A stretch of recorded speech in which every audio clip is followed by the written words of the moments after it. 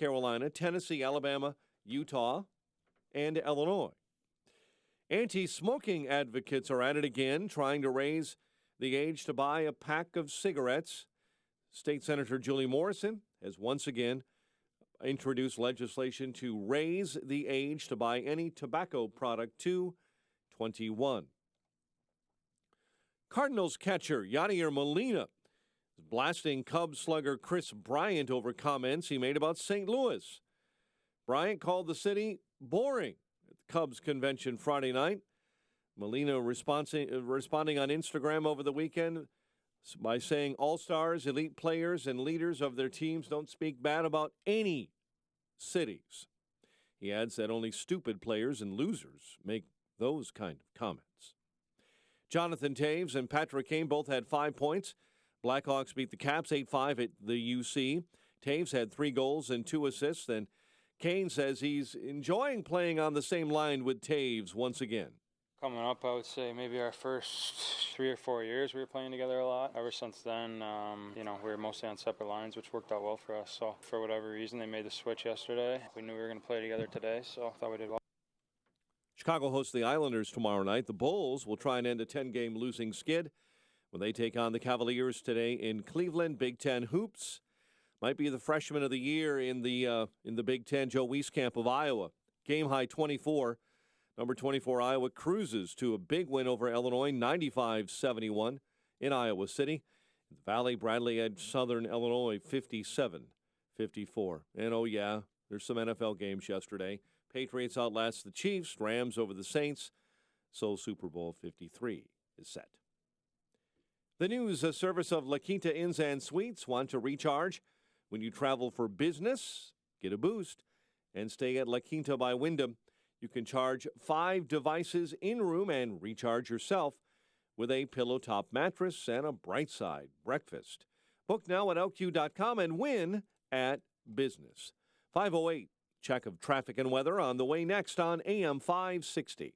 On Tuesday, January 29th, President Donald Trump will deliver his second State of the Union address to Congress, to the country, and to the world. And AM 560, The Answer, is throwing a party. And you're invited. It's a taste of freedom. A State of the Union viewing party presented by healthinsurancementors.com at Belvedere Banquets in Elk Grove Village. Enjoy dinner and drinks with fellow AM 560 listeners as you watch the president's speech. Tickets start at just $64 and are on sale now at 560theanswer.com/taste. Sponsored in part by StoreLock. It's Dr. David Kolbaba. It's our winter survival kit for this cold and flu season. It's power-packed with natural ingredients, and unlike the flu shot, it's safe and effective. First, it's our Sunny C1000. It's highly absorbable, and it does not suppress your body's natural killer cells like most other vitamin C supplements do. And when you purchase your first bottle of our Sunny C1000, I promise to include scientific data to back it up. And I'll also include a vitamin C dosage chart for you to customize how much is best for you, whether you're fighting off a cold or flu or you want a preventative dose to keep you from getting a cold or flu.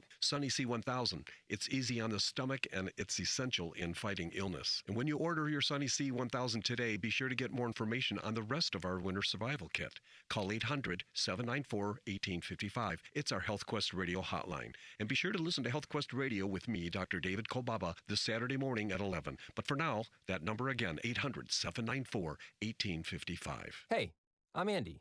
If you don't know me, it's probably because I'm not famous. But I did start a men's grooming company called Harry's. The idea for Harry's came out of a frustrating experience I had buying razor blades. Most brands were overpriced, overdesigned, and out of touch. At Harry's, our approach is simple. Here's our secret. We make sharp, durable blades and sell them at honest prices for as low as $2 each. We care about quality so much that we do some crazy things, like buy a world-class German blade factory. Obsessing over every detail means we're confident in offering a 100% quality guarantee. Millions of guys have already made the switch to Harry's, so thank you if you're one of them. And if you're not, we hope you give us a try with this special offer. Get a Harry starter set with a 5-blade razor, weighted handle, shave gel, and a travel cover. All for just $3 plus free shipping. Just go to harrys.com and enter 4343 at checkout. That's harrys.com, code 4343. Enjoy. Whether it's a monthly challenge to meet your goals, a training program for your next race, or setting a new personal best, the Peloton bike will make you want to show up and keep climbing the live leaderboard year-round. Learn more about the Peloton bike at onepeloton.com or visit your local showroom. 5:11. A check on these morning roads. Getting a little slick out there with the ongoing lake effect snow in the AM 560 traffic center. Here is Jim Talamonte. Light boards at O'Hare and Midway show some delays this morning. There are 13 cancellations at O'Hare, 8 at Midway. Most of the delays not too long. The average right now is about 15 minutes. Public transit, Metra and the South Shore Line have regular schedules today, even for the Dr. Martin Luther King holiday. But to the cold conditions, there's a chance of some delays. Keep you posted. Harvey, a fire this morning, 156th and Ashland. The expressways and tollways traffic is light. No problems to report on the Edens, Kennedy, the Eisenhower, the Stevenson, and the Rye. I-57, Bishop Fort good. No issues right now on the tollways or in northwest Indiana. That's traffic. I'm Jim Talamonte on AM 560 The Answer. Chicago's Morning Answer starts next. Your official Chicagoland weather forecast. From the 1 Hour Heating and Air Conditioning Weather Center, here's our meteorologist, Steve Williams. Today, cloudy, frigid, and a high 16. Clouds will break tonight, low 15. Cloudy, not as cold, a bit of snow, sleet, and freezing rain tomorrow afternoon, accumulating a coating to an inch. The high tomorrow at 36. I'm Steve Williams on AM 560, The Answer. Warming up just a bit from last hour. It is now 8 at O'Hare, 11 along the lakefront. But not in Aurora this morning, where the temperature has just dipped to -5 this morning with a wind chill of -10.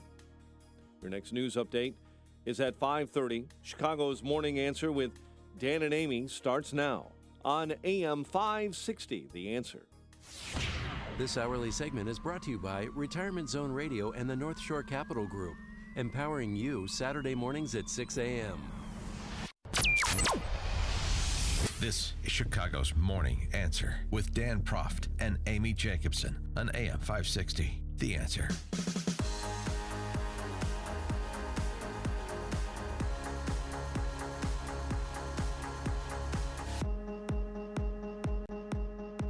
Good morning, Dan and Amy. And so on this Martin Luther King Day, we remember Martin Luther King. He would have turned 90 last week.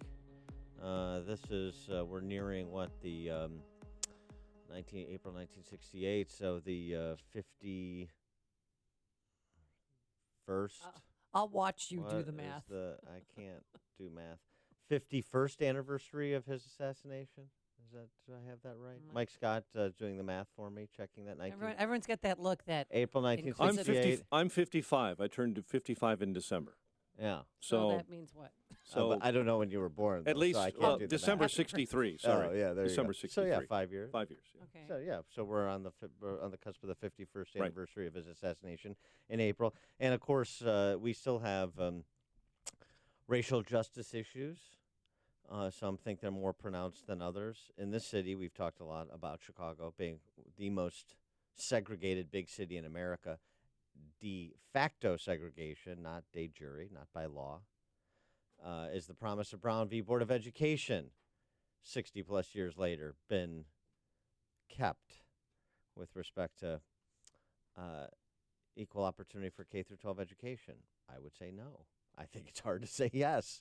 And then again, it's a situation by law. It's a situation by the way we've chosen to organize government-run schools, in my estimation. And then there's the matter of law enforcement. And so it has revisited us again after the sentencing of Jason Van Dyke on Friday.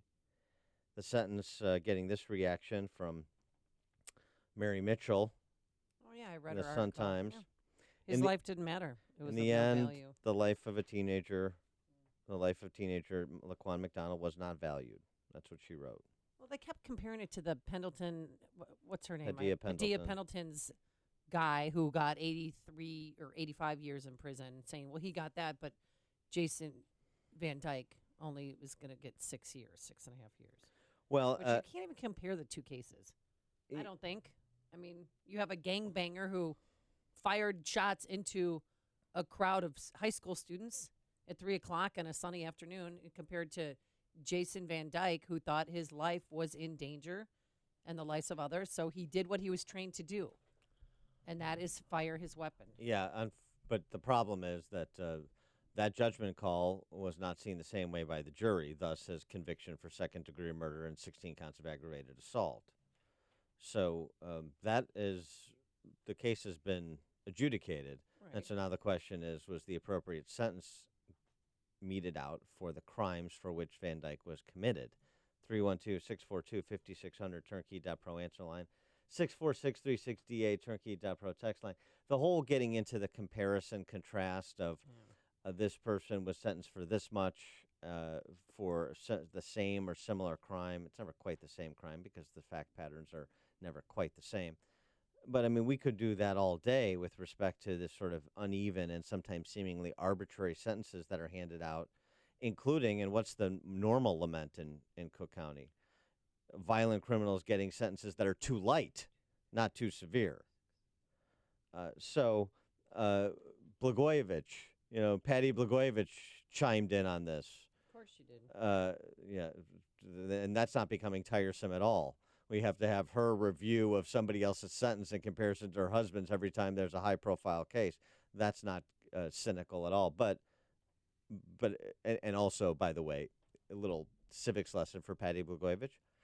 Federal crimes and sentencing, state crimes and sentencing. So the two are a little bit different, aren't they?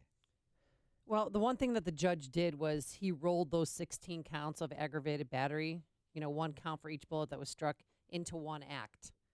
And so he was judging on the second-degree murder charge and then rolled that into one count. That's why he came up with that number. But, of course, LaQuan McDonald's family feels just like his hand has been slapped. This sentence represents the sentence of a second-class citizen. It reduced LaQuan McDonald's life to a second-class citizen.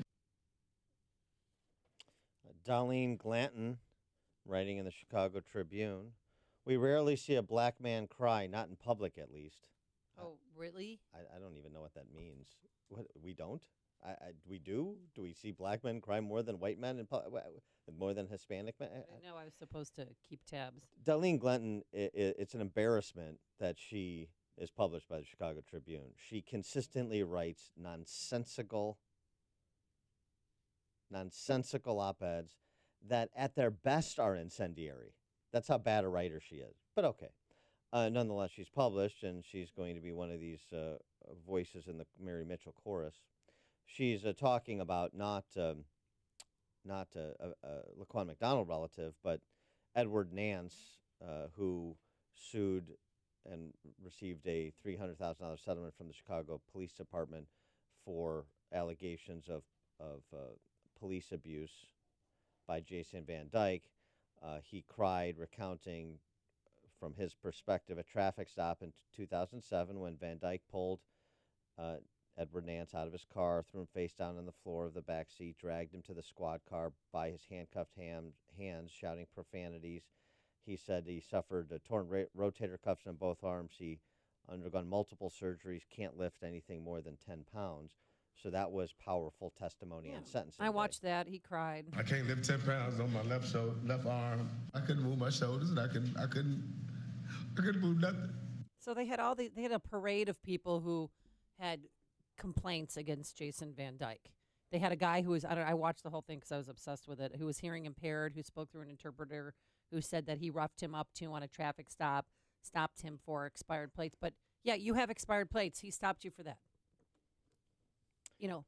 But follow the law. You won't get pulled over. It was so strange. It went on forever. And then when his 17-year-old daughter read her statement, the judge turned off the camera so that we couldn't see it. You had to be in the courtroom, but I heard it was very powerful. She said, this is according to the Tribune's account of what his 17-year-old daughter, Kaylee, said. I touch his hand through a piece of dirty glass and speak on a phone that the connection breaks in and out of. Many get police brutality confused with assertiveness or having to deal with people who are out of control.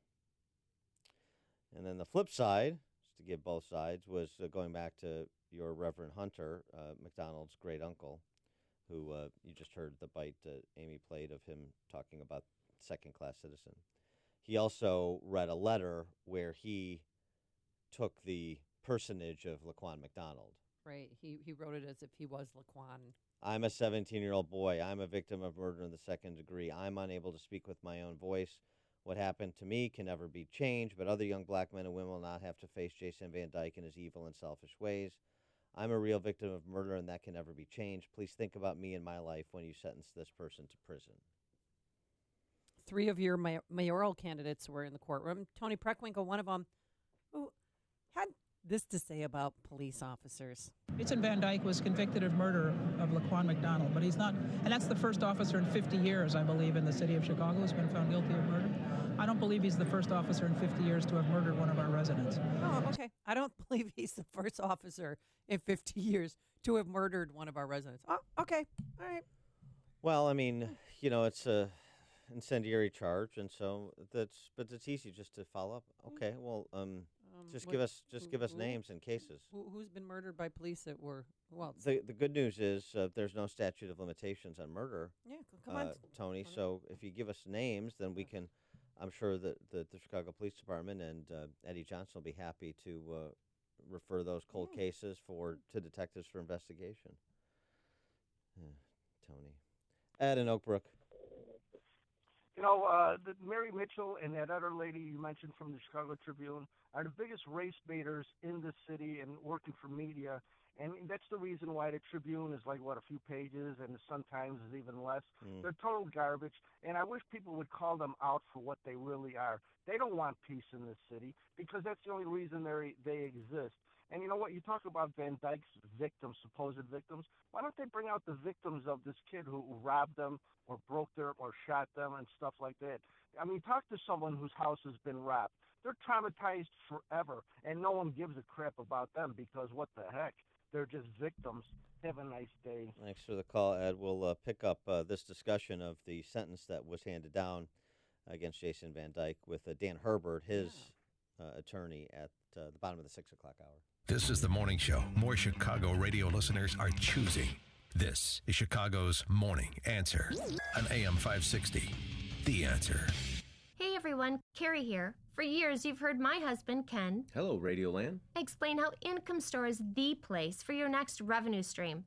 Not to date ourselves, but Ken and I have been helping individuals and businesses grow their revenue since before the internet was even a thing. We've heard countless stories as to why people look to increase their revenue. Some stories make us laugh, some make us cry. These stories, combined with our own, have motivated Ken and I to dedicate our lives to help people, as Ken says, who need a revenue shot in the backside. Whether you want to just learn how or simply put, you need to generate revenue today. Our mission is to serve both. Our worldwide staff of over 150 help to create amazing resources, our most famous being the iTunes podcast. Today's growth. You got to check out episode 383. It's truly amazing.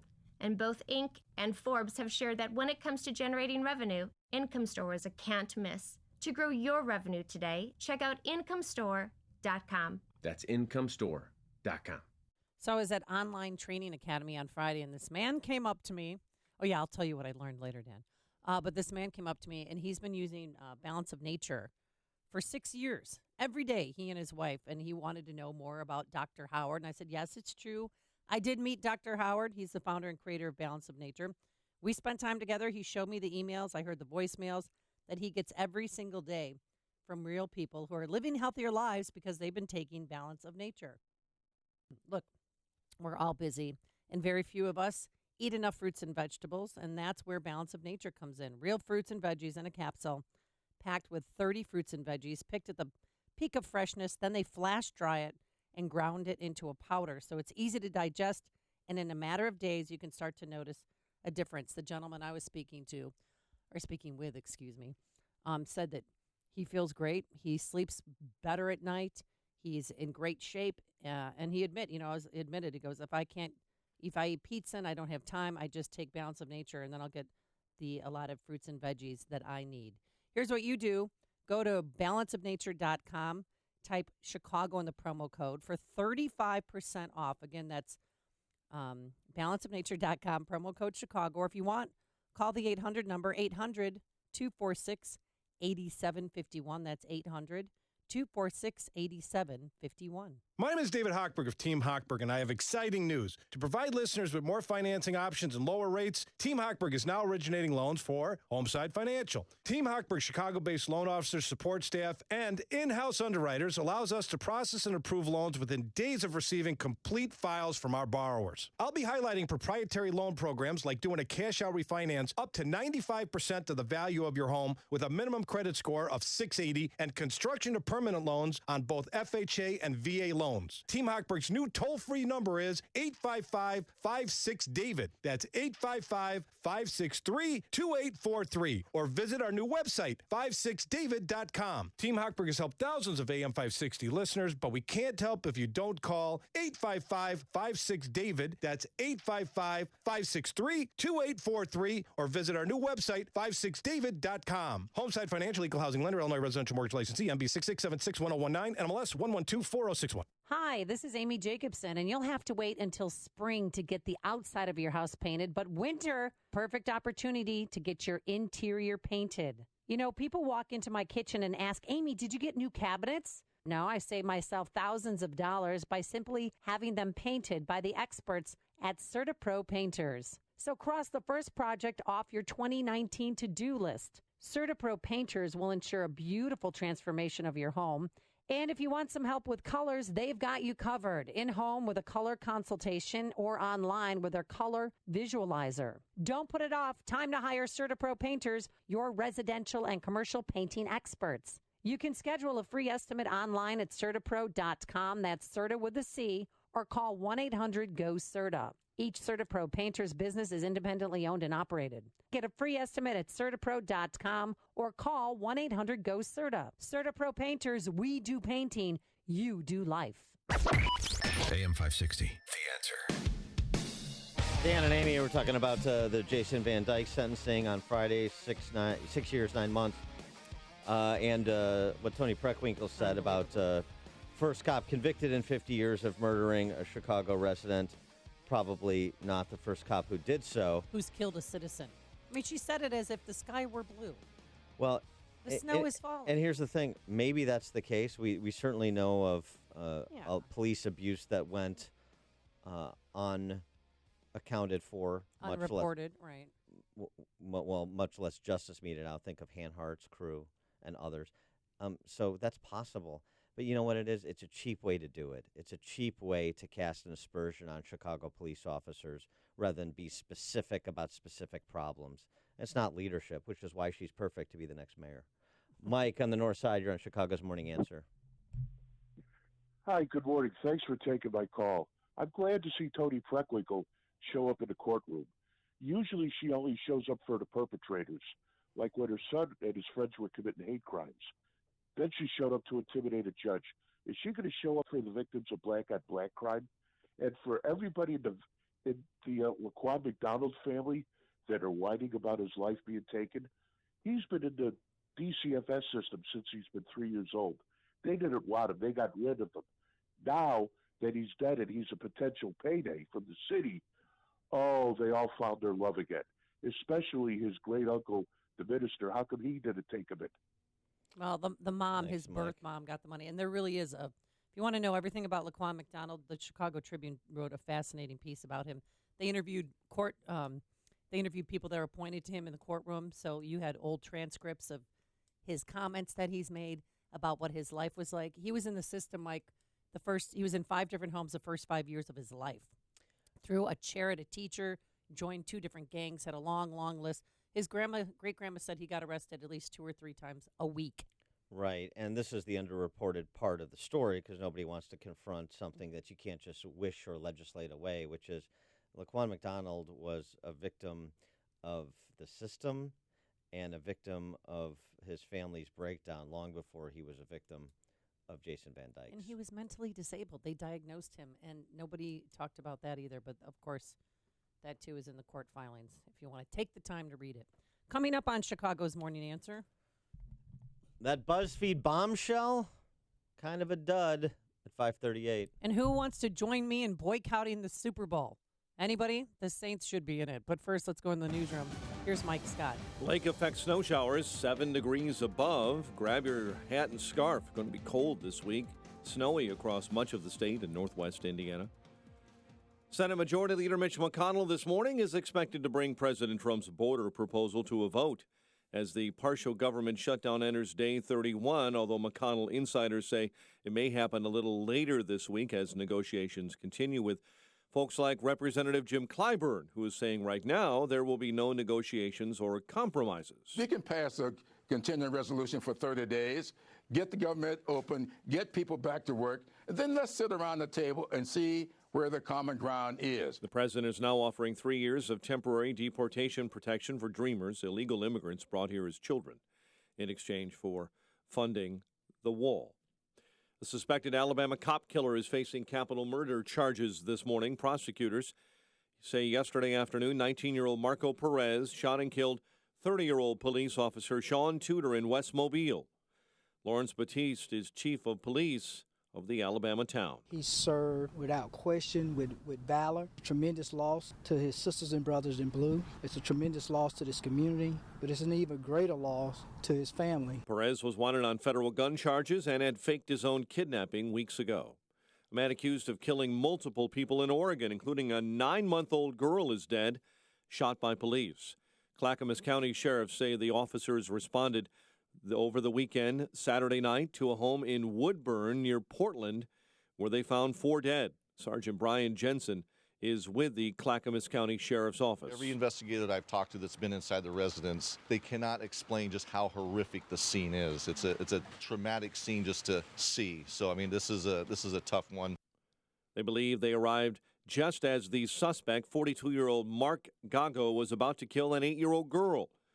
Sheriff's Office says that girl and another woman survived.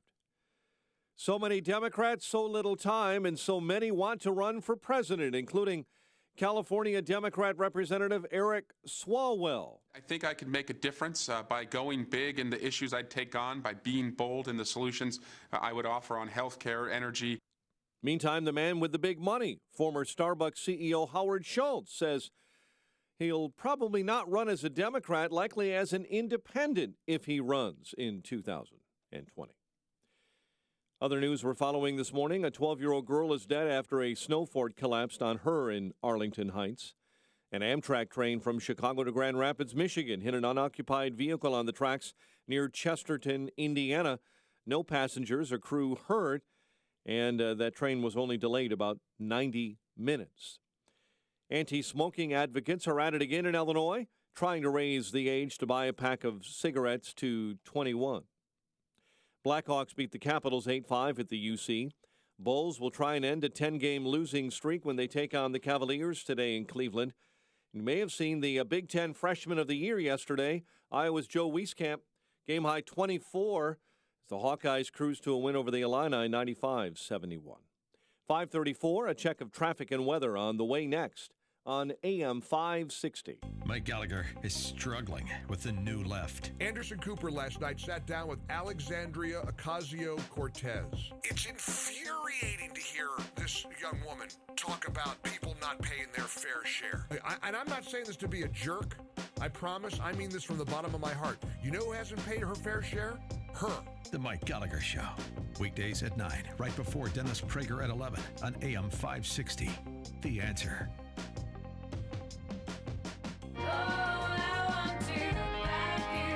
Dan Proft here. And I'm Amy Jacobson, and we wanted to take a minute to say thanks. Thank you to each and every one of you who participated in our annual Food for the Poor campaign. Because of you, we were able to raise more than $175,000 to provide food for a year and clean water for life for more than 2,200 children and their families in Haiti. And we're especially grateful to the many business benefactors who supported this campaign. When you hear their ads on this station, we'd ask that you support their business as a way of thanking them for their generosity. And just because the Christmas season is over and we're starting a new year, that doesn't mean the need goes away. You can still make a $50 donation to Food for the Poor. Just call 844-862-4673. That's 844-862-4673. Or visit 560theanswer.com/food. That's 560theanswer.com/food. And thanks again for your generosity.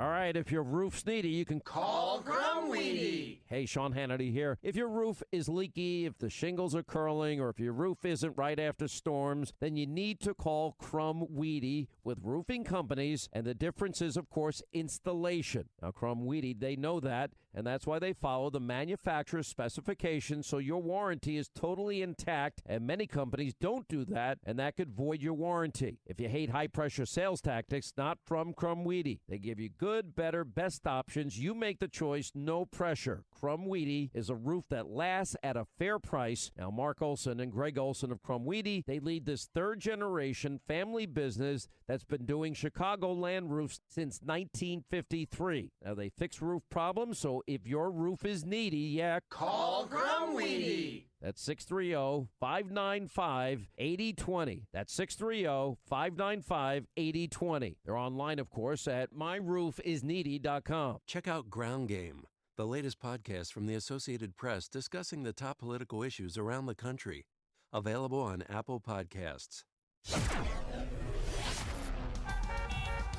5:37 and a check on your morning roads. The AM 560 Traffic Center, here's Jim Talamonte. Some roads are slick and snowy. Crash Plainfield at 135th US 30. There's one on the southwest side of Chicago at Archer and Cicero. There's a fire in Harvey, 156th in Ashland. Expressway and tollway traffic is light. No issues right now on the Eden, Kennedy, the Eisenhower, the Stevenson, and the Ryan. All clear at I-57, the Bishop Ford Freeway on this holiday. Lakeshore Drive is fine. No problems Freeport on the tollways. Traffic's a little tight on northbound I-65, 8094 to 15th Avenue. There is some construction in the area. No delays to report on the rails. May have some issues with the cold. Metra and the South Shoreline are on regular weekday schedules. That's traffic. I'm Jim Talamonte on AM 560 The Answer. Chicago's Morning Answer continues next. Your official Chicagoland weather forecast. From the 1-hour heating and air conditioning weather center, cloudy, frigid, 16 today. Clouds will break and cold conditions overnight, a low of 15. But not as cold as we're seeing right now. 8 at O'Hare, 11 along the lakefront, 12 at Midway. But where it is clear, like in Aurora this morning, it is -5 with a wind chill of -60. Your next news update is at 6. Chicago's Morning Answer with Dan and Amy continues next on AM 560, The Answer. Make sure to check out the Income Store live video stream of today's show right now at 560theanswer.com. Listen to podcasts of Joe Walsh and Chicago's Morning Answer with Dan Proft and Amy Jacobson on the AM 560 mobile app. Download it today at 560theanswer.com/mobile. I can't get it to work. Turn it. Turn it and then... Yeah. I like our new headsets. Headsets for dummies we're going through here. 312-642-5600, turnkey.pro answer line. 64636DA, turnkey.pro text line. Let's take one more call. We were talking about the Van Dyke sentencing, 6 years, 9 months. Yeah, but with good behavior, 2.5 years in prison. And Right. Dan Herbert. Remember, it's not no truth in sentencing, 85%. This is state-level crime, state-level sentence, not federal. Yeah, and Dan Herbert, his attorney, will be with us at 6:35 this morning. But he said that his client, that he's ecstatic, that he hasn't seen him smile like this in a long time. He should be happy because for second-degree murder conviction, that's certainly on the low end of the scale. I'm surprised how little time he got, frankly. He truly felt great. I mean, he was not just relieved. He was happy. It was the first time I've seen the guy, honestly, since this whole ordeal started, where he was happy. I was shocked. I thought, but I've always wanted him to get just probation and time served. Yeah. That's a tough call for a second-degree murder rap. I think, something more like 15 to life, that range would have been appropriate for the conviction. That's what he was convicted on. The charges for which he was convicted. I mean, let's just remember that. Now, but he rolled those 16 counts into one act. Well, right, I know, but second-degree murder alone,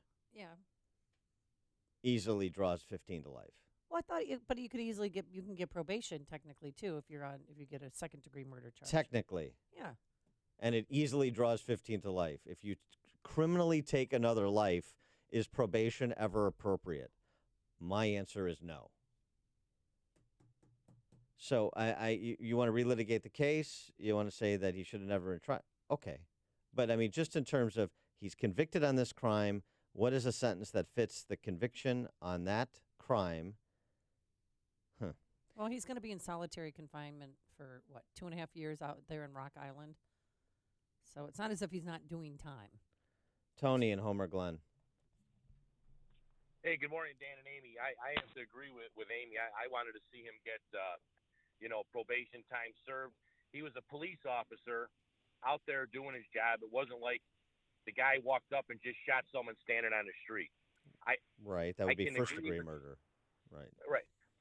I can agree that maybe, he shouldn't be, and not maybe, he shouldn't be a police officer any longer, but he certainly should not have been standing trial or, sitting behind bars at this point right now. And how come it was never brought up that what if did they know for sure that McDonald did or did not have a gun on him? No gun. I mean, we know he didn't. No gun, knife. We know he didn't, but I'm saying, what I'm trying to say is at that time, did they know for sure that he didn't have a gun on him when this was all going on? For sure, no. Well, right. So yeah. Thanks. He was hyped up Thanks on for the PCP call, Tony. too. I mean, they're trying to talk. But the thing is, that Wow. dash cam video, we cannot hear the audio, and audio plays a lot in this, folks. And that was completely ignored. And I thought people rushed to judgment with this 16 counts for each, that the jury found him guilty of. And I'm just glad that the judge rolled it all into one. All right, I really want to talk about rush to judgment on BuzzFeed's salacious reporting, but we'll take one more here. Philip in Blue Island. I'm curious, Andy. What are you basing your leniency? That's a good word for what you're doing. Well, I was a Detroit police officer cadet for a while. I went undercover, and don't laugh. But I'm saying they put you in situations. They put you in situations. I'll bring you the video. When I first started in Detroit at JBK, I enrolled in the police cadet program for Detroit police. Was this like when Heather Locklear was on TJ Hooker? Was this something like that? No, and then they... What? No, but I had to pass the Malazzi state exam with a 9mm. I did that, and then they put you in situations where you have to decide to shoot or not shoot. And it's, I'm sorry. Philip, hold on. This is why I'm not a police officer. Philip, hold on a second. You can make fun of Amy, but I'm not done yet. So hold on, and then I'll give you your turn. You know what? I'll bring I've got it on DVD. You will laugh so hard. You are to policing what Rahm Emanuel is to the Israeli Defense Forces. Okay. All right, Philip, your turn. And see, this is what happens when things are not taken seriously. But again, like I said last week, if Van Dyke was black and the victim was white, your attitude, your opinion would be the same. Would be totally different. No, don't tell me how I feel. What about the guy who shot was just sentenced to 80-something years for killing Hadiya Pendleton? These are different cases. Remember, he wasn't found guilty of police misconduct, too. Okay, so according to the jurors who were easy to roll on him on all 16 counts, they said he did his job, which is very strange. I don't care. It's you're rationalizing some outrageous nonsense. Well, I think you are, but I love you. I know you. All right, thanks for the call, Philip. No, you are. All right, when it gets down to I'm rubber and you're glue, we know it's time to change topics. All right. Don't forget to listen to Dan Herbert at 6:35. Yes, thank you. Yes. Good talk. All right, very good. All right, now speaking of rush to judgment, I mean, how many times do we have to do this Lucy Charlie Brown thing before you and including conservatives either ignore or look at with a jaundiced eye reporting from DC press corps outlets whose job they believe in this day is to affect Trump's impeachment, not to do fact-based reporting. BuzzFeed, we've been here before with BuzzFeed, right? They published the Unverified Dossier.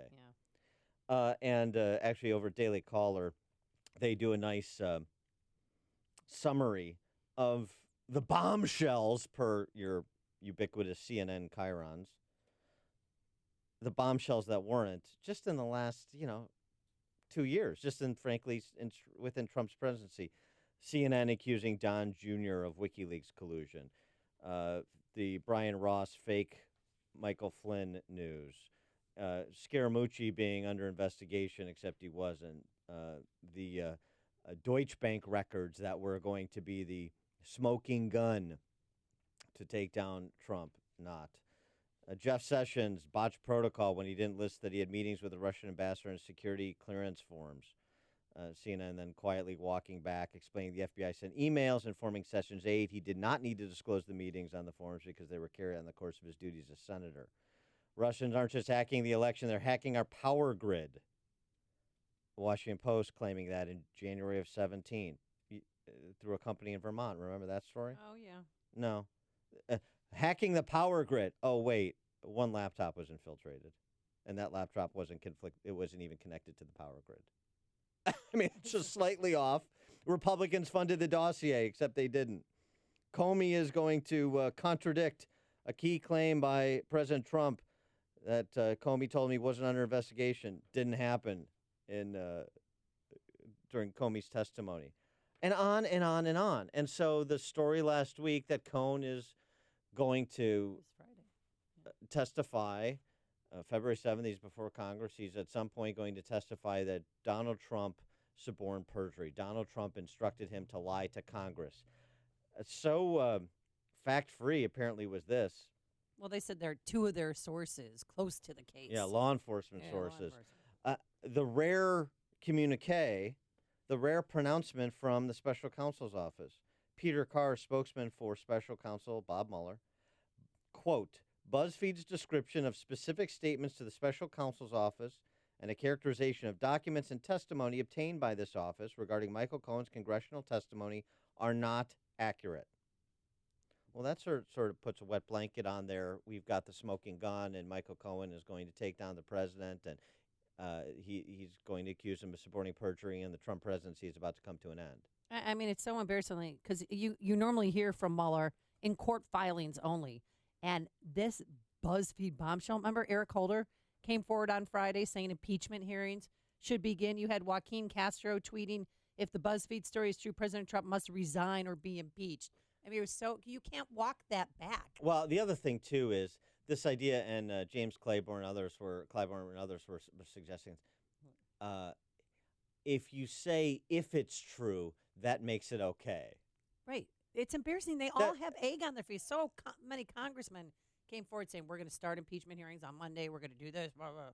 If it's true, then I can report things that are unsubstantiated, unfounded, or that gives me license to do all of the above. It's like saying, if you say, with all due respect, then you can insult somebody without consequence.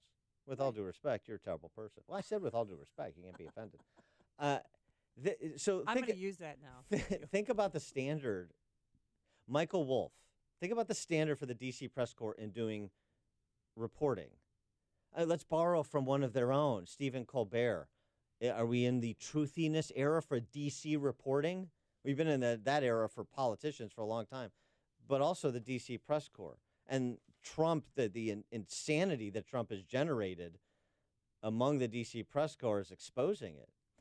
A year ago this month, Michael Wolff. Remember Michael Wolff? He wrote Fire and Fury. This was the book that was going to take down the presidency. Oh, I remember. One of the many. And he set a standard for what fact-based reporting in D.C. is, as a longtime reporter for The New Yorker and Vanity Fair, other magazines. This is an interview, Michael Wolff, with Katie Tur from MSNBC about Fire and Fury. You know, they're in a situation, we're in a situation now where Donald Trump has come to think that this book is a mortal threat. I don't know if it is or it isn't, but he certainly feels that way. Yeah, he thought it was a mortal threat to his presidency. But what's even more bizarre is that the editor of BuzzFeed, Ben Smith, they're standing by their sources. Yeah, we'll get to Ben Smith in a second, but I want to set the standard that Michael Wolff set and then take a little stock of what the standard is today, just a year later. Here's Michael Wolff and with Katie Tur and MSNBC reacting to those questioning the veracity of some of the contents of his book. Evidence is the book. Read the book. If it makes sense to you, if it strikes a chord, if it rings true, it is true. If it rings true, it is true. If it rings So true, irresponsible. it is true. And this was Katie Tur's reaction to Michael Wolff's standard setting. Michael Wolff, it is a fascinating book. Fire and Fury, as you can see. I did read it. Congratulations on the book, and congratulations on the president hating it. Thank you. Appreciate your time, sir. Yay, Michael Wolff. Yay, Michael Wolff. Coming from Keith Olbermann's ex-girlfriend. That's a very good point.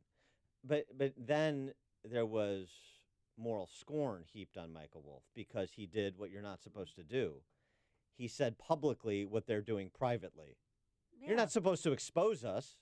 So now think about if it rings true, it is. And now we're in an era, just a year later, if you wish it was true, it is. If you wish it was true, it is. If it's true, then I want to talk about what the possibilities are. I mean, the complete lack of concern for anything resembling fact-based reporting, for anything resembling the pursuit of truth wherever it may lead. It's really remarkable.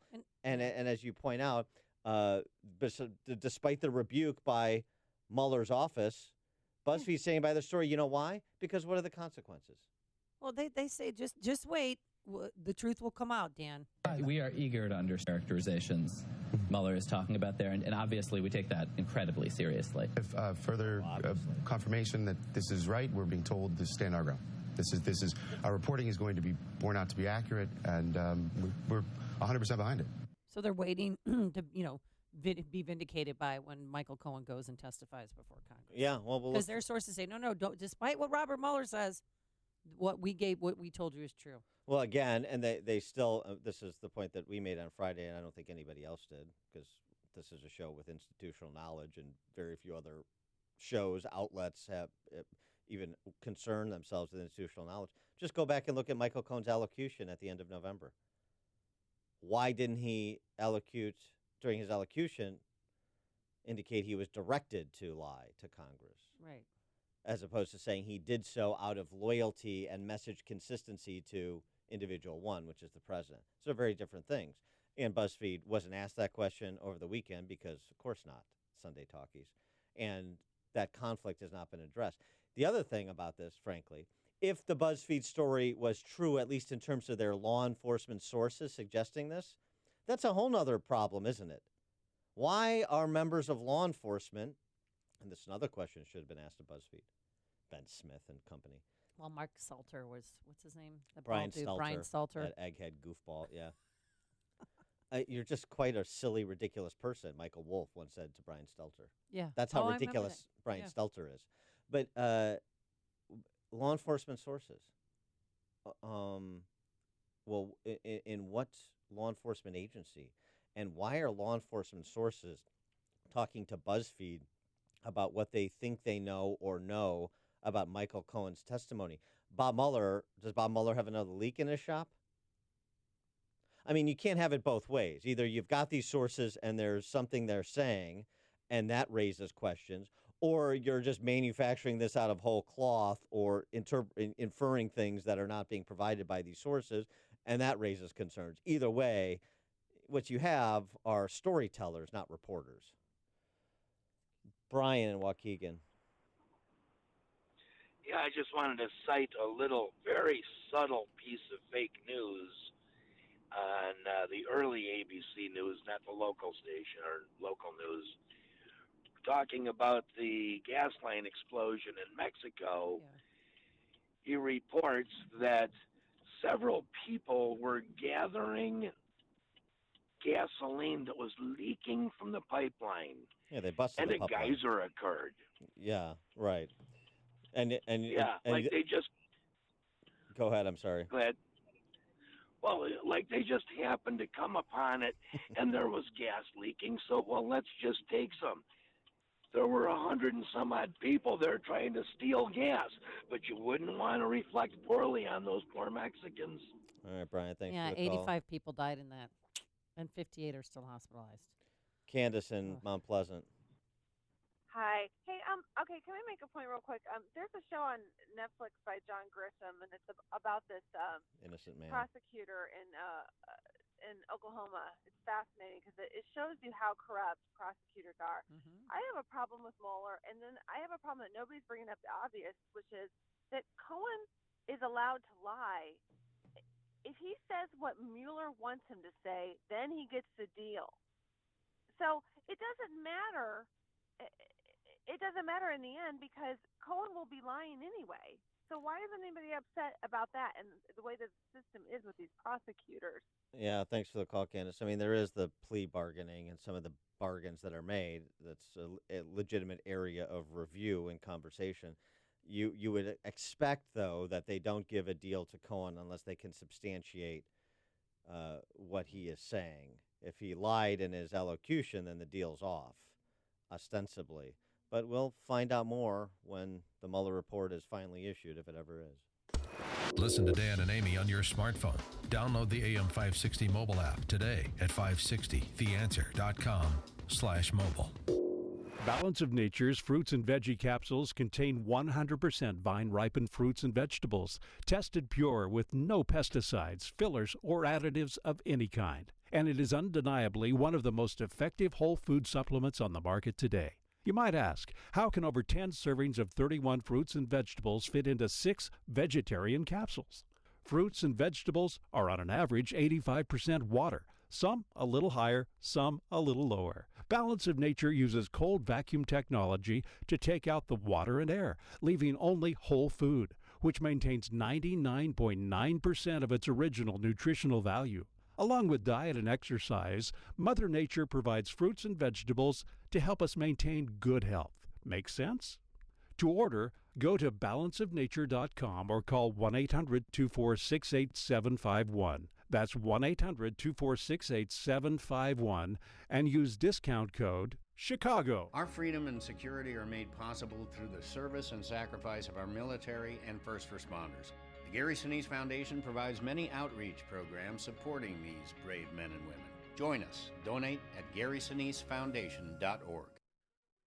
Hi, I'm attorney Stephen Leahy, and I help business owners, 1099 employees, and those with unfiled tax returns solve their IRS problems. And I'm also the host of the IRS Radio Hour. And I'm Jim Leahy, the co-host of the IRS Radio Hour, heard right here every Sunday evening at 5 on AM 560. The Answer. I know you want a local attorney you can look in the eye and hold accountable for solving your IRS problem, not some big box outfit without a Chicago connection. So today we have a special offer. A good night's sleep. A good night's sleep? Are you trying to give away a pillow? Great guess, Jim. But no, I want to help people solve the problems that are keeping them up at night. If you fear the IRS will take away your money, freeze your bank account, garnish your wages, visit your home or job, and now they can take away your passport, you need to hire me to solve your IRS problem for good. Call attorney Stephen Leahy, your Chicago IRS answer man at 312-664-6649, 312-664-6649, and get the IRS out of your business and your life for good. Even in my own home, I had my own designated space to smoke. If I think about it, it really was like I was punishing myself.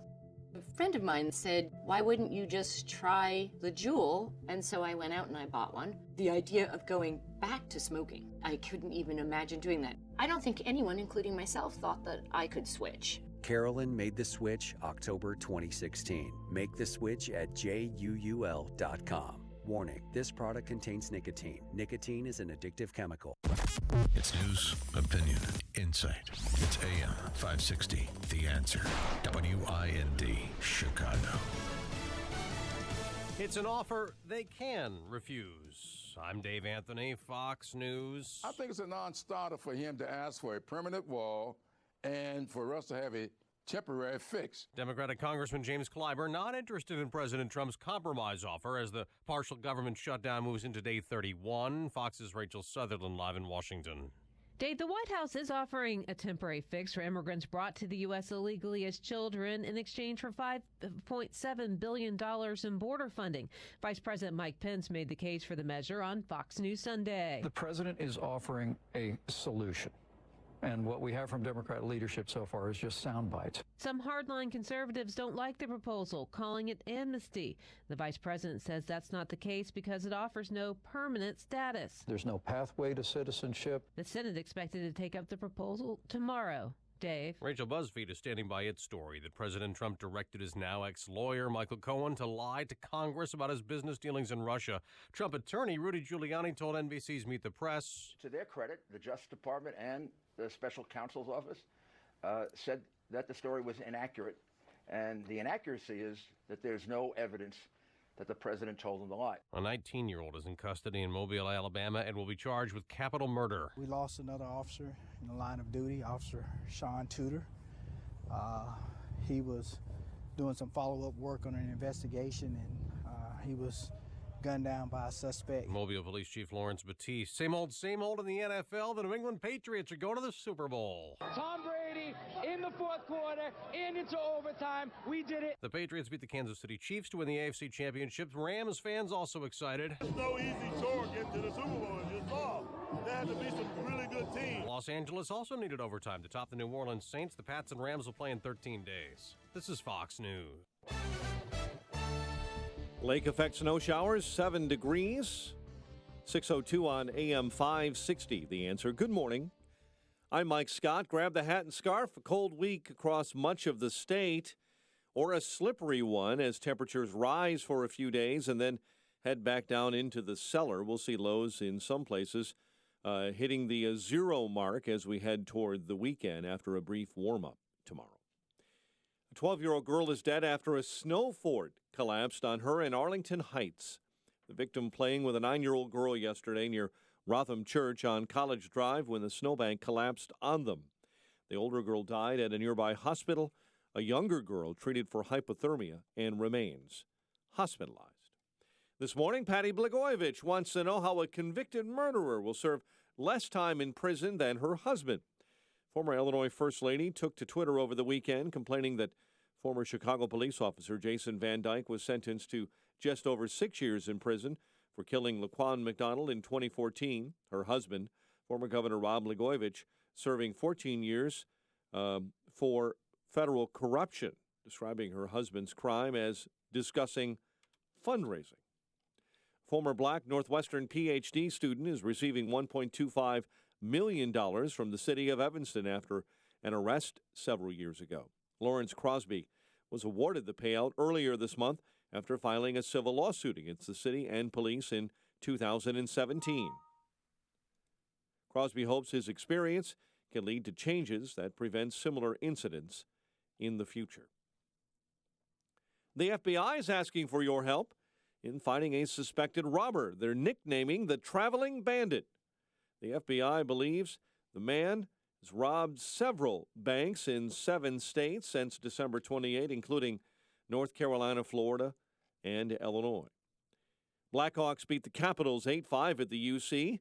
How about keeping Jonathan Taves and Patrick Kane on the same line, Coach? They scored everything yesterday. Bulls will try to end a 10-game losing skid when they take on the Cavaliers today in Cleveland. The news service of La Quinta Inns and Suites. If you're traveling for work, make your next stop La Quinta by Wyndham. Their spacious rooms and free high-speed internet makes it easy to work while their comfortable beds and a bright side breakfast make it easy to relax. Win at business wherever you go. Book at LQ.com. A check of traffic and weather on the way next on AM 560. Sometimes when it rains, it pours right into your basement. This is Gus from Chicagoland Waterproofing. My mission is to identify why your home is taking on water and fix it. I want you to sleep at night during a rainstorm and not worry about your basement filling up with water. Like our client Kim from Mount Prospect. We had chronic basement flooding and no one could figure out why. During a huge storm, water was pouring in through the window wells of our finished basement and we had to bail out 6 inches of water. We got a bunch of estimates, but Gus's was the most reasonable, plus he knew exactly what the problem was. He put in a full basement drain tile system and an additional sub pump with a backup battery. Chicagoland Waterproofing gave us peace of mind. I like to say, in Gus we trust. From simple sump pumps to complex storm drainage and crack foundation solutions, Chicagoland Waterproofing's work comes with a lifetime warranty. Plus, a fully licensed plumber is always on staff. Request your estimate today at ChicagolandWaterproofingPros.com or call 847-296-3500. All money managers might seem the same, but while some give their clients cookie-cutter portfolios, Fisher Investments tailors portfolios to your goals and needs.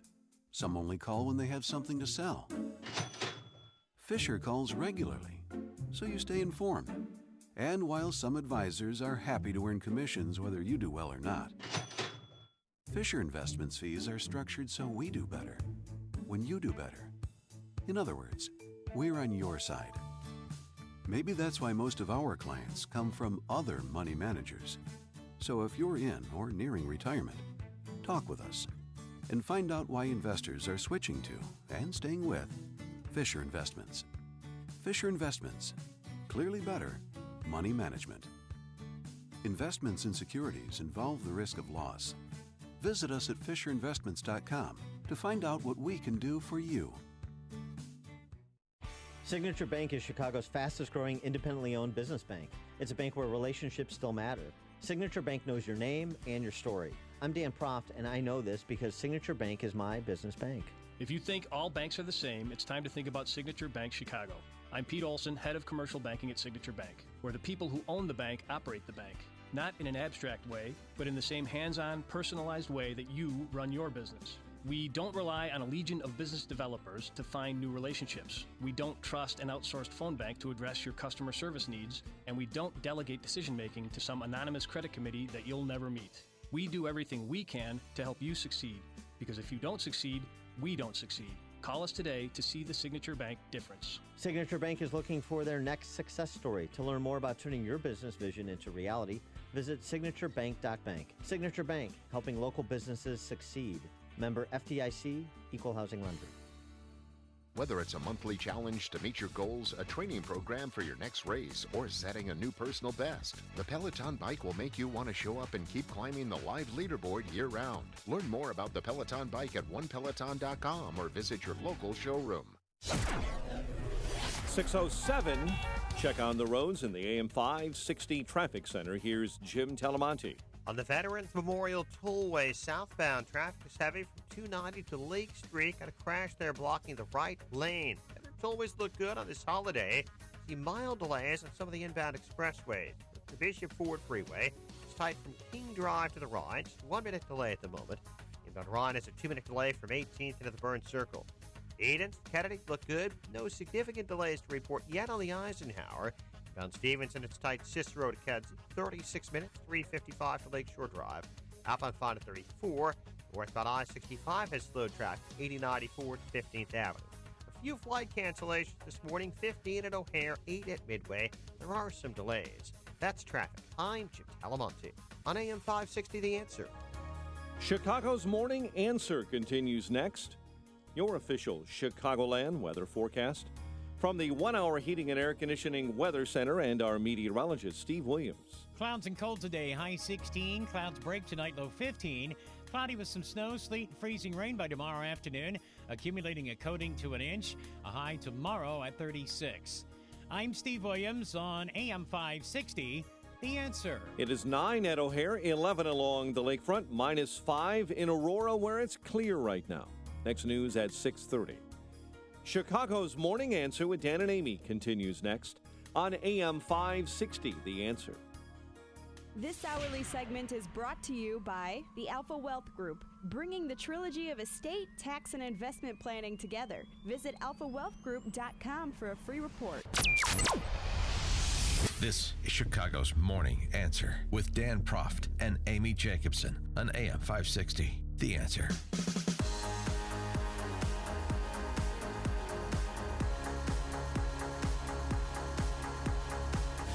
Good morning, Dan and Amy. President Trump got no takers on the carrot, so what should he use as the stick to end the government shutdown impasse?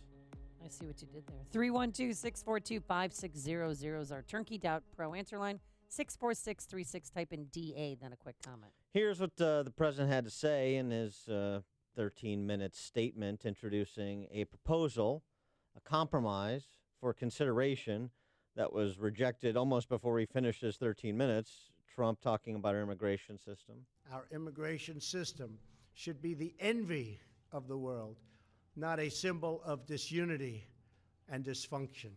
So in that vein, here's specifically what he offered. This is a common sense compromise both parties should embrace.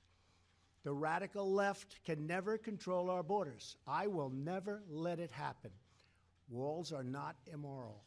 In fact, they are the opposite of immoral because they will save many lives and stop drugs from pouring into our country. Our plan includes the following: $800 million in urgent humanitarian assistance, $805 million for drug detection technology to help secure our ports of entry, an additional 2,750 border agents and law enforcement professionals, 75 new immigration judge teams to reduce the court backlog of, believe it or not, almost 900,000 cases.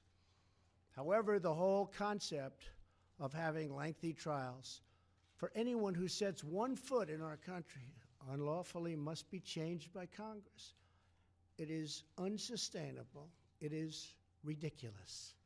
Few places in the world would even consider such an impossible nightmare. Our plan includes critical measures to protect migrant children from exploitation and abuse. This includes a new system to allow Central American minors to apply for asylum in their home countries and reform to promote family reunification for unaccompanied children, thousands of whom wind up on our border doorstep.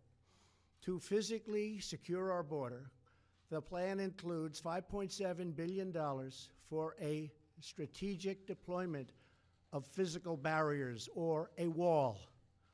Although the physical barriers, he went on to explain, steel slats in selected areas, not some concrete 1,800-mile wall along the southern border. No, it's 265 miles of those slats in 10 troubled areas that Homeland Security has pointed out to them. Right, and he mentioned that this proposal and the specifics on the barrier are at the behest of conversations with border security experts at controlling the border. So again, just to recap, $800 million in humanitarian assistance for people at the border, $800 million, round numbers, for drug detection funds, technology, 2,750 new border agents, 75 new immigration judge teams to expedite the adjudication of these matters. Yeah, because that's the biggest problem right now, too. And then the $5.7 billion he wants for steel barriers in those high priority areas Amy just described. And then there's two more sweeteners Trump offered. In order to build the trust and goodwill necessary to begin real immigration reform, there are two more elements to my plan. Number one is 3 years of legislative relief for 700,000 DACA recipients brought here unlawfully by their parents at a young age many years ago. This extension will give them access to work permits, Social Security numbers, and protection from deportation, most importantly. Secondly, our proposal provides a 3-year extension of temporary protected status, or TPS.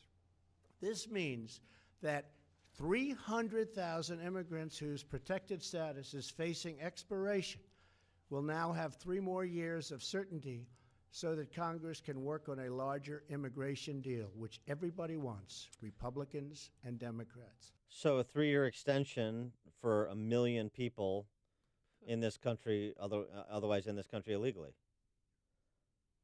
in exchange for $5 billion. And in addition to all of the other border security elements, personnel, money for technology, money for the care of people at the border. I mean, is this a fair deal?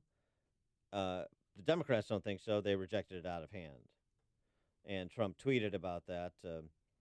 Nancy Pelosi and some of the Democrats turned down my offer yesterday. This is him tweeting yesterday about Saturday. Before I even got up to speak, they don't see crime and drugs. They only see 2020, which they're not going to win.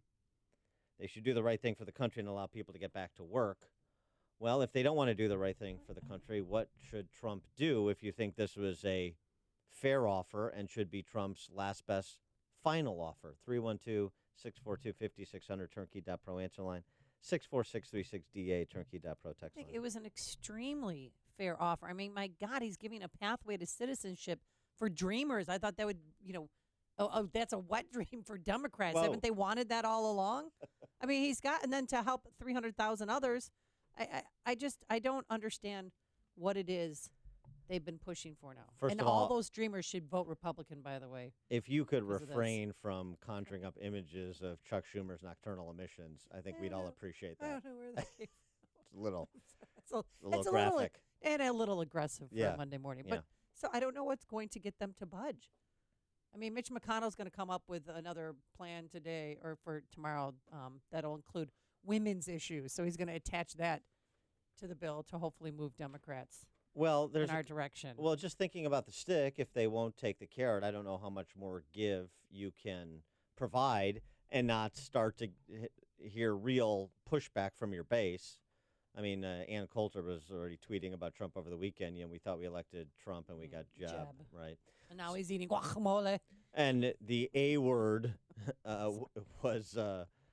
was raised, that this is amnesty, which Trump rejected. It's a 3-year extension to buy time to do a bigger, better deal on reforming our immigration system, which I think makes sense. It's funny. The Democrats are want a 30-day extension on, 30 days of the partial government shutdown ending to negotiate, but a 3-year extension for 1 million DACA and TPS designees is of no interest to them. It's sort of, they want an extension or some sort of buffer for negotiation on one end for what they want.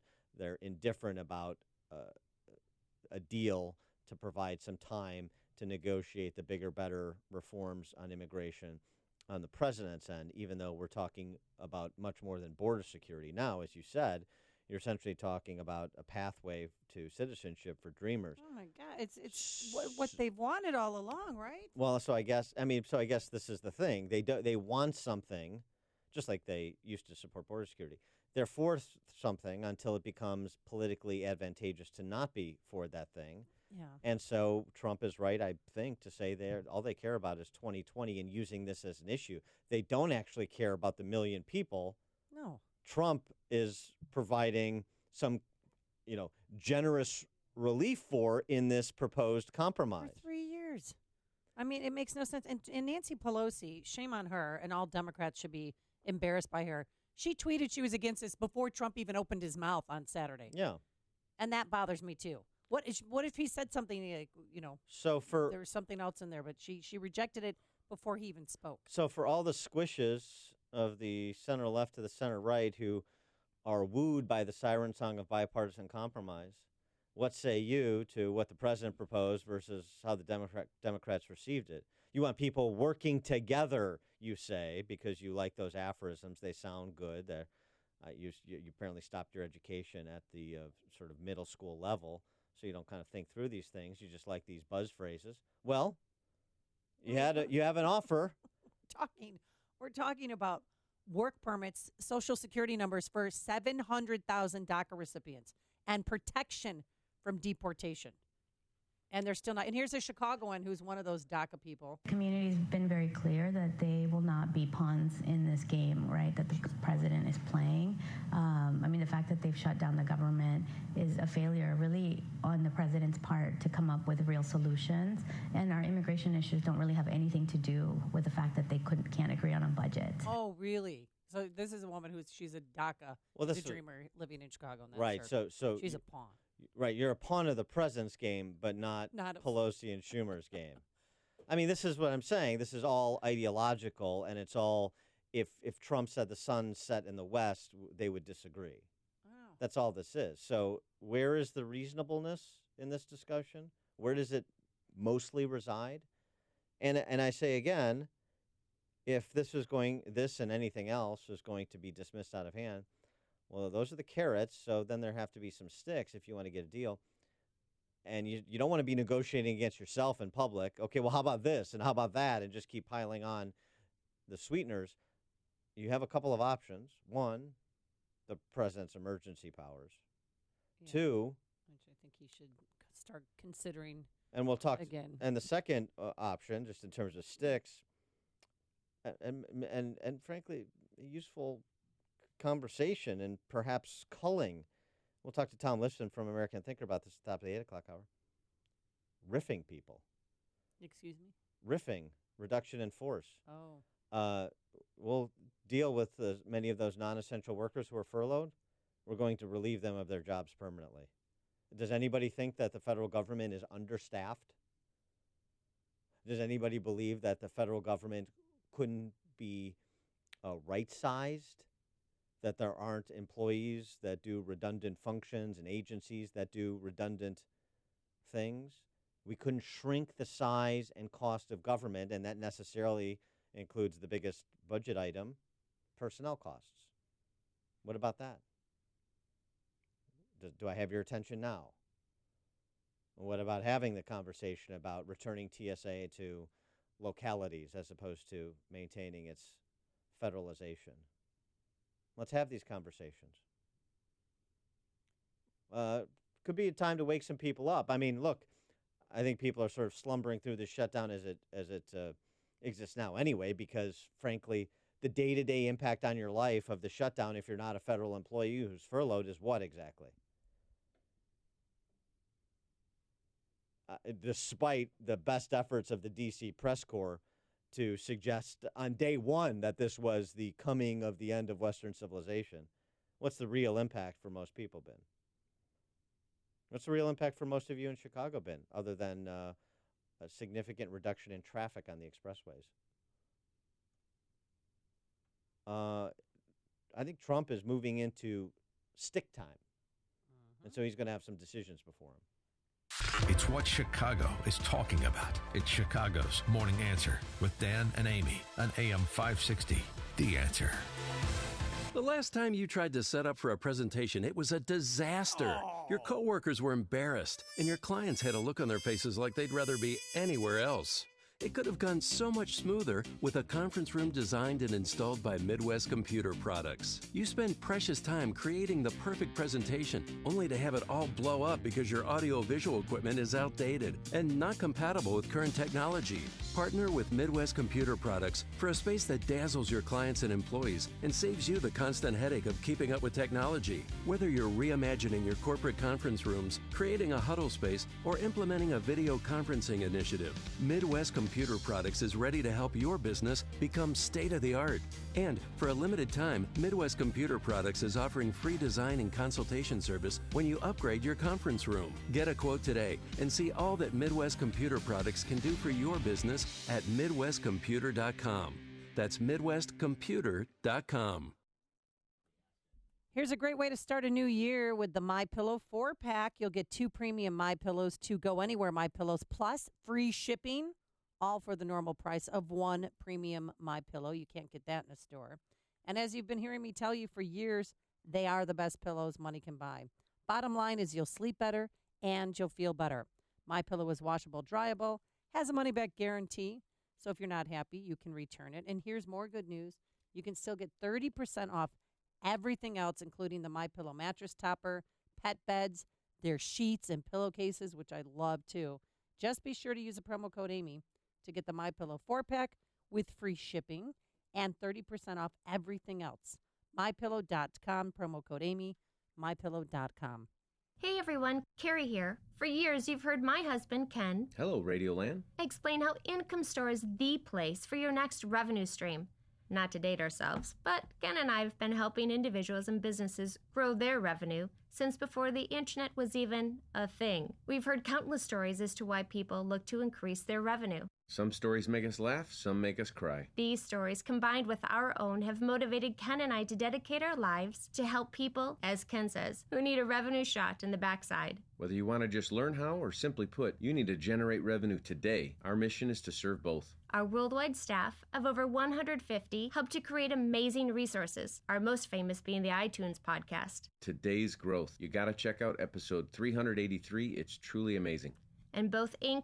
and Forbes have shared that when it comes to generating revenue, Income Store is a can't miss. To grow your revenue today, check out IncomeStore.com. That's IncomeStore.com.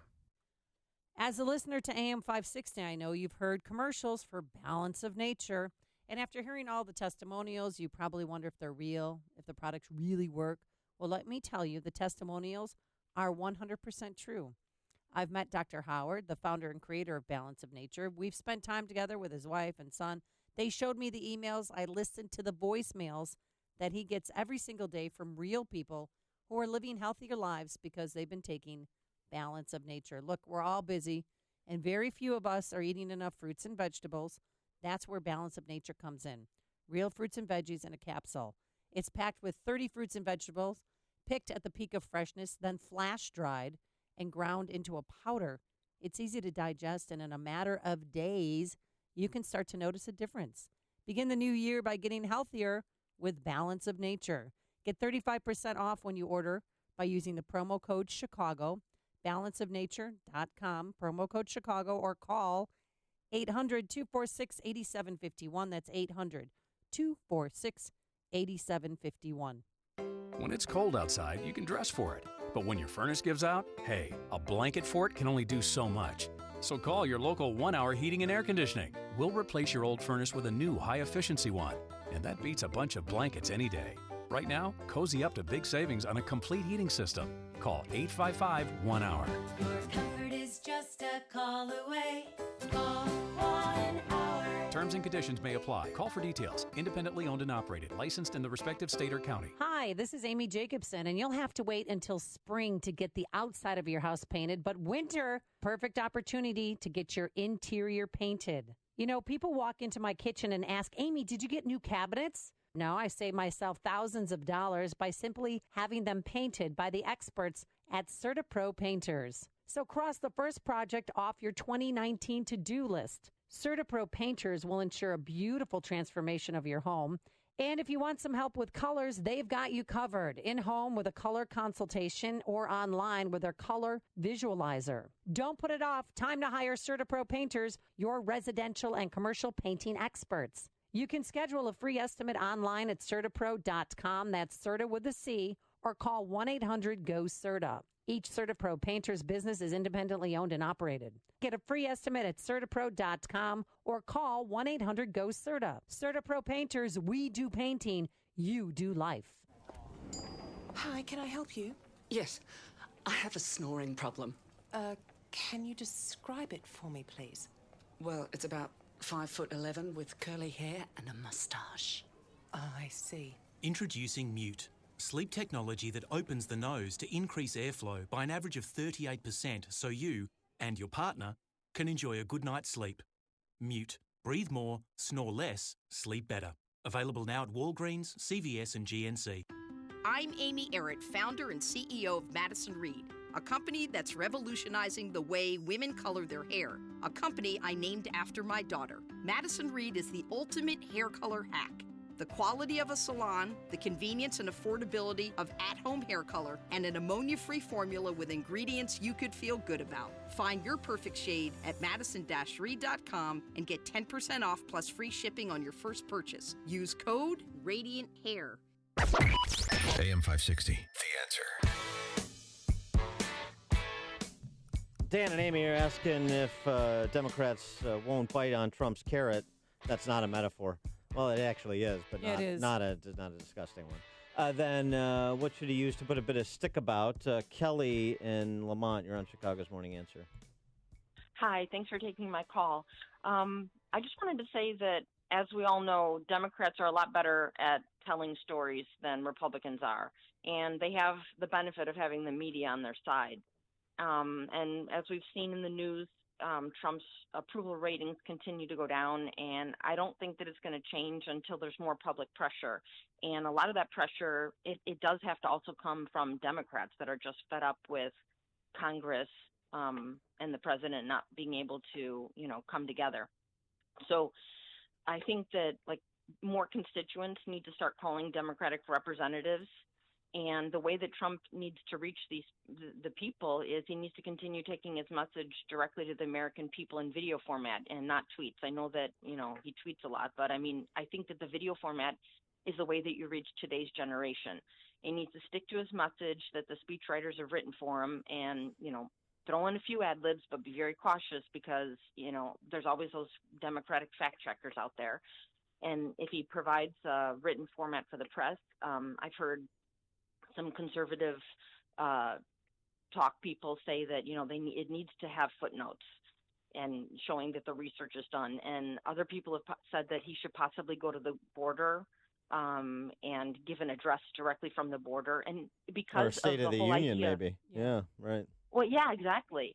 And the whole thing of like the Dems being able to tell the story better, he needs to, and we know that like this is the way that you reach liberals, is the whole emotional side. He needs to tell the story better, and that means including people that have been negatively impacted by this whole situation, and that including angel moms. Right. And a lot of the Republicans we just keep quiet. We're the ones like we go to work, we have our jobs, we do our lives. We're not the ones out there on like the average Republican. The average Republican isn't the one out there on social media telling the story. So we kind of just need to use the same strategy that they're using. I just think that it really saddens me that his approval ratings are even going down among Republicans, above independents. I just think he's got to get a lot better at telling the story. Thanks for the call, Kelly. Yeah, but he has. He had the slain police officer's brother with him when he went to McAllen, Texas. No, right. But I think her point, and I think it's a good one, relentless use of the bully pulpit in the most effective ways, relentless use of surrogates that you can provide access to the bully pulpit so they can continue to message and explain, for the duration of this impasse. I think that's right. We have some breaking news. Senator Kamala Harris announces that she is going to run for president. Join the long list that keeps getting longer. How exciting. Yeah, it's coming up on Chicago's Morning Answer. We'll talk about the Van Dyke sentencing on Friday with his defense attorney, Dan Herbert, at 6:36. And will the sun rise this morning in New Orleans? We'll explain. But first, into the newsroom we go. Here is Mike Scott. Lake effect snow showers 9 degrees above. Grab your hat and scarf. Cold week across much of the state and northwest Indiana, with the exception of tomorrow, where there will be a bit of a warm-up. President Trump's border proposal is expected to come for a vote in the Senate this week as the partial government shutdown ends day 31.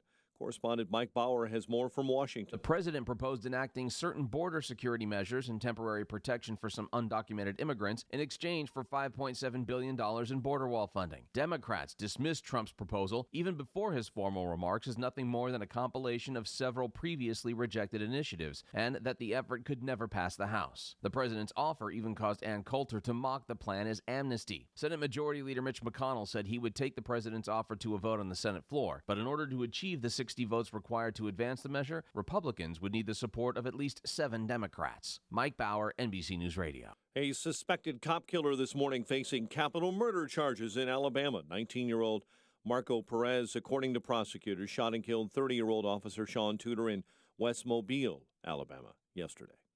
Thousands are expected to brave bone-chilling temps in Philadelphia. It will be the largest Martin Luther King Jr. Day of Service event in the country. 150,000 volunteers. Former Starbucks CEO Howard Schultz is mulling a run for president in 2020. Schultz mulling an independent bid, he says, for the White House. A 12-year-old girl is dead after a snow fort collapses on her in Arlington Heights. The victim was playing with a 9-year-old girl yesterday near Rotham Church on College Drive when a snowbank tumbled in on them. Chicago Alderman is now backing a revised version of the massive Lincoln Yards development on the north side. Alderman Brian Hopkins endorsing the $5 billion project over the weekend that does not have a soccer stadium endorsed and partially funded by the Cubs owner. That approval does not include an entertainment district as well in that proposal. Land for the proposed soccer stadium is now eaten up by an 11-acre park. Nominations are out for the 39th Annual Golden Raspberry Awards. Worst films in Hollywood this year may be the Will Ferrell, John C. Reilly movie Holmes and Watson, Melissa McCarthy's comedy The Happy Time Murders, Dinesh D'Souza's Death of a Nation, and John Travolta's crime drama Gotti. All lead the pack with 6 nominations each. Blackhawks beat the Capitals 8-5. Bulls and Cavaliers today in Cleveland. the news service of Peloton. Live studio classes in the comfort of your own home. Winter or summer, rain or shine, with a Peloton bike, it's always perfect weather to sweat. Nothing will get between you and your workout. Learn more about the Peloton bike at onepeloton.com or visit your local showroom. 6:36 and a check of traffic and weather on the way next on AM 560. President Trump will deliver his second State of the Union address on Tuesday, January 29th. And to mark the occasion, AM 560, The Answer, is throwing a party. It's a taste of freedom, a State of the Union viewing party presented by healthinsurancementors.com at Belvedere Banquets in Elk Grove Village. Enjoy dinner and drinks as you watch the speech with fellow AM 560 listeners. Tickets are on sale now for just $64 at 560theanswer.com/taste. Sponsored in part by StoreLock.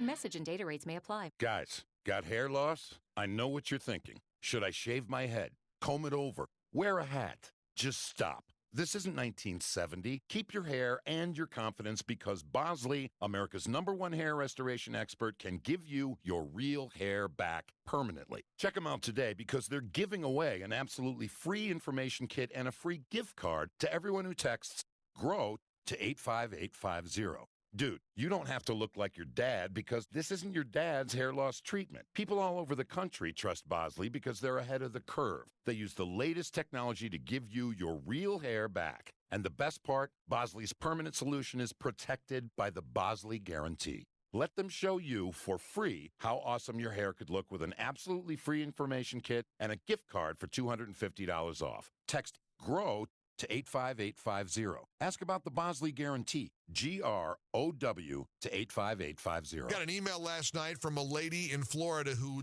doubted my sincerity about Relief Factor until she tried it. She tried Relief Factor. In her case, it took her almost 3 weeks, and she woke up pain-free. Relief Factor was the answer she's been looking for. This makes my 60 seconds to tell you about Relief Factor some of the happiest times of my day, because I know people are going to get the relief that they've been craving. You can get all the pain relief benefits of Relief Factor without the negative side effects of ibuprofen or prescription drugs. Physicians created Relief Factor as a crucial way to support the body's fights against aches and pains. So no matter your age, maybe you're just too sore after a great workout at the gym, or if you're like me and you're of a certain age and you want to start dealing with the aches and pains of life, give Relief Factor a try. The 3-week quick start is $19.95. Try it for 3 weeks. It's $19.95. Decide if it's for you or not. ReliefFactor.com. ReliefFactor.com, or call 800-500-8384. 800-500-8384. Relief Factor. It is 6:38. Let's check our roads in the AM 560 Traffic Center with Jim Talamonte. We are seeing delays on the Veterans Memorial Tollway southbound, 355 from 290 to Lake Street. Crash there blocking 2 right lanes. Traffic is just a little bit heavy. The inbound Stevenson, Cicero to Pulaski. It's 35 minutes, 355 to Lakeshore Drive. Hop-off on at 34. Got a ride on this holiday? A 1-minute delay from Roosevelt to downtown. I-57, Bishopport, now clear. No problems to report right now on the other expressways and tollways. Chicago side of the state line, northbound I-65, it's a little heavy, 80-94 to 15th Avenue. Delays on the CTA in the Loop. Trains are standing at the library due to a door problem. There are some flight delays and cancellations. That's traffic. I'm Jim Talamonte on AM 560 The Answer. Chicago's Morning Answer continues next. Your official Chicagoland weather forecast. From the 1-hour heating and air conditioning weather center, cloudy, frigid, 16 today. 9 at O'Hare, 11 along the lakefront as those lake effect snow showers continue. But where it's clear, like in Aurora, it's -5 this morning. Your next news update is at 7. Chicago's Morning Answer with Dan and Amy continues next on AM 560, The Answer. This hourly segment is brought to you by Grow My Retirement with Bill Geiger of Geiger Wealth. Tune in Saturday afternoons at 2 for Grow My Retirement with Bill Geiger of Geiger Wealth. Listen to podcasts of Joe Walsh and Chicago's Morning Answer with Dan Proft and Amy Jacobson on the AM 560 mobile app. Download it today at 560theanswer.com/mobile.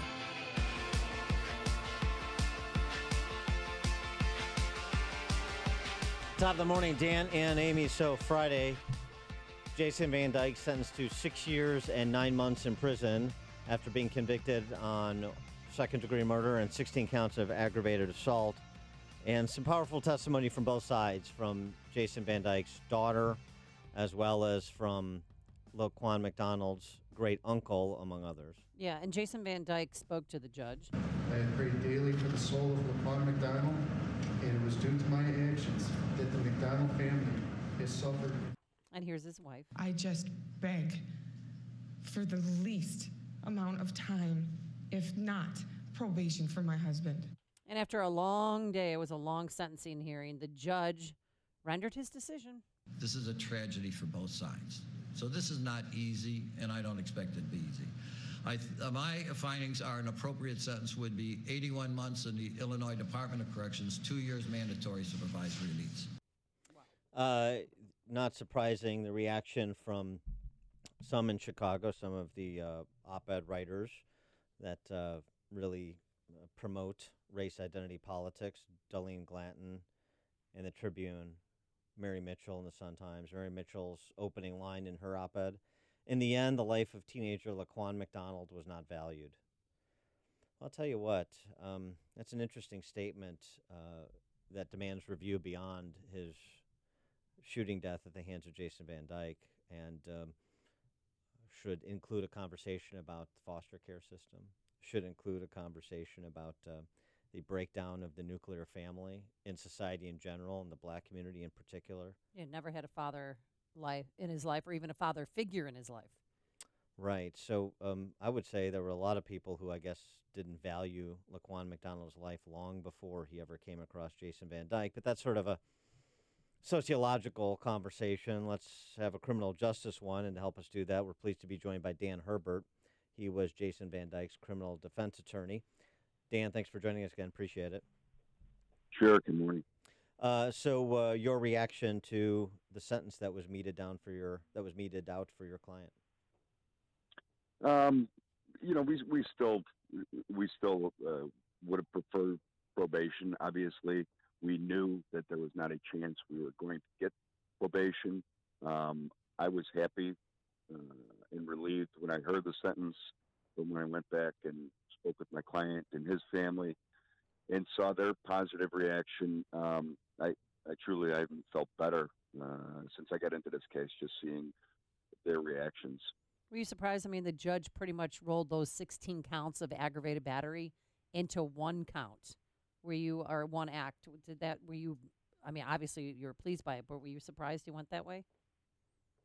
No, that's what we thought the law, that was a controlling law from the beginning. As we got into it, it really was kind of a murky situation. So, I truly think the judge made the right ruling, but depending how you interpreted some of these cases, it could have called for a consecutive sentence, but I truly think the judge made the right call. How do you respond to the criticisms of the sentence? I've got my own response, but I want yours. Comparing and contrasting to other sentences for murder, most notably because it's most recent, the 80-some-odd years that the killer of Hadia Pendleton received. That's one of the comparisons being made. This black man who killed Hadia Pendleton gets 80-some years. Jason Van Dyke, white police officer, gets not even 7. That's not fair. I'm not too surprised by it. Obviously, this case has touched off very strong racial feelings and opinions. And, this is the relatively small sentence that people are calling this is not a reflection on the value of LaQuan McDonald's life at all. It's a reflection on the totality of the circumstances surrounding the actions of Jason Van Dyke. At the very worst, Jason Van Dyke made a mistake, and it was 14.2 seconds of his life of 40 years that surrounded the time frame of the mistake. So certainly that had to be taken into context, along with the fact that there was a lot of other people responsible for Jason Van Dyke being called to that situation namely LaQuan McDonald. I mean, that has to be taken into account. For LaQuan McDonald had 20 minutes to drop this knife and had committed numerous felonies when he was encountered by Jason Van Dyke, and Jason Van Dyke acted in 14.2 seconds of his life, and I think the judge took that all into consideration. Do you think the judge took, LaQuan McDonald's past arrests into consideration? Because if you look at his arrest record, it's very long. And his great-grandma said that when he was growing up, he was pulled over by police at least 2 to 3 times a week. Yeah. Well, and everyone talks about, race, and I understand that the black community and the relationship with the police, but, that's young kids in general. I grew up in Rogers Park, and we were pulled over 2 or 3 times a week. What'd you when do, we were Dan? Teenagers, too. Yeah. What were you doing, Dan? Wait a second. How did Stop you? How did egging you? your principal's house. Are you really an attorney? Did you really pass the character and fitness threshold? Yeah. Oh wow! All right. As far as you know. Well, how is okay? Answer the question. But I'm sorry, I forgot the question now. Oh yeah, it's all right. No, well, so Jason Van Dyke, where is he now? Where is he going to be housed for the next 2.5 years? You know what? I don't think I'm at liberty to talk about that right now.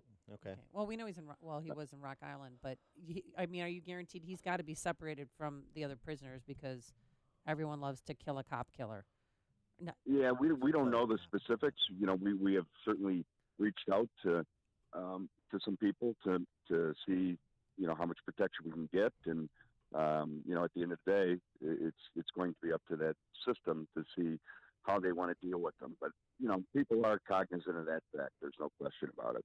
How did you react to Tony Preckwinkle's statement, not just about the sentencing, but that this is the first Chicago police officer convicted of killing a Chicago resident in 50 years, but it's certainly not the first Chicago police officer to have killed a resident in the last 50 years? Well, she's technically correct. I mean, there's been a lot of police shootings and police killings. It doesn't make them criminal. Well, I think she was mentioned. I think when I say killing, I think she means murdering. So, yeah, I think she was essentially suggesting criminal. Yeah, I took it the same way that you did. You know what? Have there been shootings that look equally as brutal to this? There's no question. I mean, this shooting looked brutal, but the fact of the matter is that, a video showing somebody being shot 16 times, no matter 100% justified or not, is going to look horrible. A video has certainly changed the game, and Tony Preckwinkle's comment obviously has a lot to do with her current situation. And I'll let the voters what do you think of her decide how they campaign do that. ad? I mean, in her campaign ad, she's acting like she's the one responsible for getting the video released. She's responsible for releasing the medical examiner's report. Is there any truth? Yeah, I found that interesting because for years that was done under a cloak of secrecy, and we found it out through a pretty extensive discovery and FOIA process, and it was like this secret hush meeting that she had, and now all of a sudden when she's running, it's becoming a campaign ploy. But I wasn't surprised by the ad. This is not the first politician to try and exploit the death of LaQuan McDonald in their favor. Yeah, you'll note too, just as a matter of course, politicians turn out to be more heroic when they're running for office. You find out about all their heroism that they've suppressed until they're holding themselves out to the voters. Yeah. How much, or if at all, did the acquittal of the other 3 officers in the obstruction of justice case, do you think, influence the judge's sentencing in Van Dyke's matter? That's a really good question, and actually I was talking with a couple people last night about that, and I'll probably find out at some point down the road, but I think it did have a fairly significant effect because the ruling was so strong by the judge in that case. I think it would be hard to not affect any human being when they took into consideration the facts of this case. I think Judge Gaughan had a number in mind, And I think that number was reduced by the sentencing memo, the testimony, and possibly by that ruling the day prior. There was a lot of celebration in the black community among black activists, community groups, not just limited to the black community, but in particular when Van Dyke was convicted. Now, that's been tempered because of the sentencing and because of the acquittal of the other officers I mentioned. What's your message, from a police perspective? I know you're not a police spokesman, but you do a lot of legal defense work for FOP. To talk to people who are very skeptical of the Chicago police, and this case, the sentencing, feeds that skepticism in terms of how they should understand what the Chicago police is as an organization and what rank-and-file police officers are trying to do on a daily basis. It's important that people recognize, obviously, that police officers are human beings, and they come into a job every day with the stresses that we have of our families and everything else that's going on, and coupled with going into these some of these neighborhoods where they're just seeing so much despair that they're really under a lot of stress, and they are doing the best that they can, and their actions are not based on race, they're not based on malice, they're reactions to situations that they're seeing. And I think that people have to remember we need the police.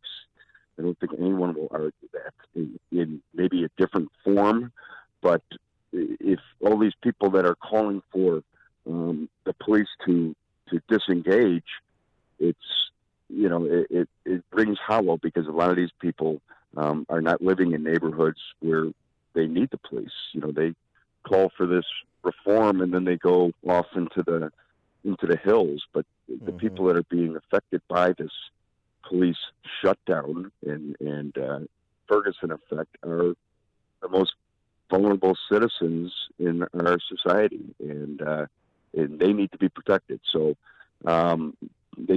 people just have to recognize police are doing the best they can, and they are under a tremendous amount of stress, which hopefully will lessen in the future with more police, better training, and better conditions. Yeah, and it is noteworthy. At the same time, you have people like Toni Preckwinkle saying what she said about the police. All of the Chicago mayoral candidates are talking about how they can make the city safer, and every one of them necessarily includes a plan to, increase policing, make policing more proactive. So a little bit of out of both sides of their mouths, which I know is nothing new in this city. But anyway, Dan Herbert, defense attorney for Jason Van Dyke. Dan, thanks as always for joining us. Appreciate it. Sure. Thank you. Take care. And he joined us on our turnkey.pro answer line. It's news, opinion, insight. This is Chicago's Morning Answer on AM 560.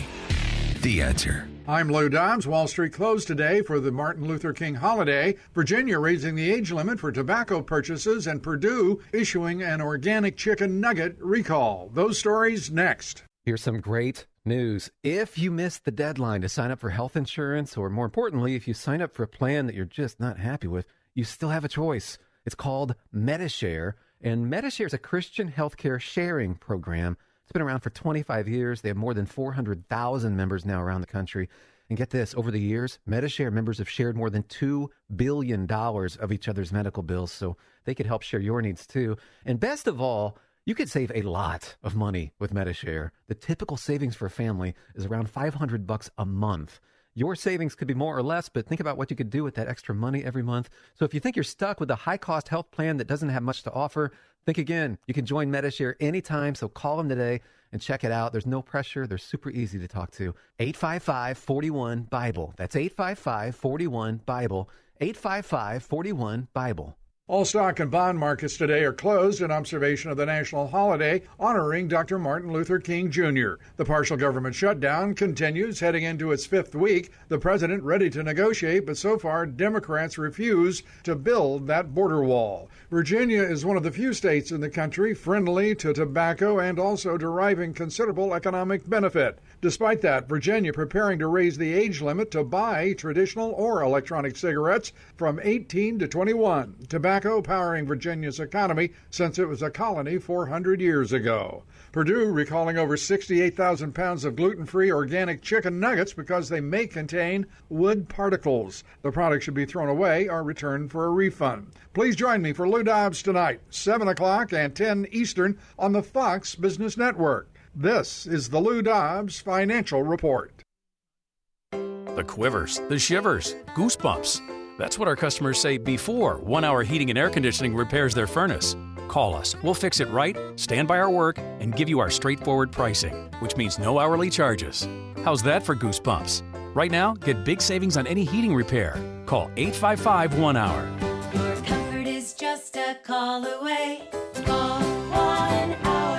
Terms and conditions may apply. Call for details. Independently owned and operated. Licensed in the respective state or county. My name is David Hochberg of Team Hochberg, and I have exciting news. To provide listeners with more financing options and lower rates, Team Hochberg is now originating loans for Homeside Financial. Team Hochberg, Chicago-based loan officers, support staff, and in-house underwriters allows us to process and approve loans within days of receiving complete files from our borrowers. I'll be highlighting proprietary loan programs like doing a cash-out refinance up to 95% of the value of your home with a minimum credit score of 680 and construction to permanent loans on both FHA and VA loans. Team Hochberg's new toll-free number is 855-56-DAVID. That's 855-563-2843. Or visit our new website, 56david.com. Team Hochberg has helped thousands of AM 560 listeners, but we can't help if you don't call 855-56-DAVID. That's 855-563-2843. Or visit our new website, 56david.com. Homeside Financial Equal Housing Lender, Illinois Residential Mortgage Licensee, MB 66761019, NMLS 1124061.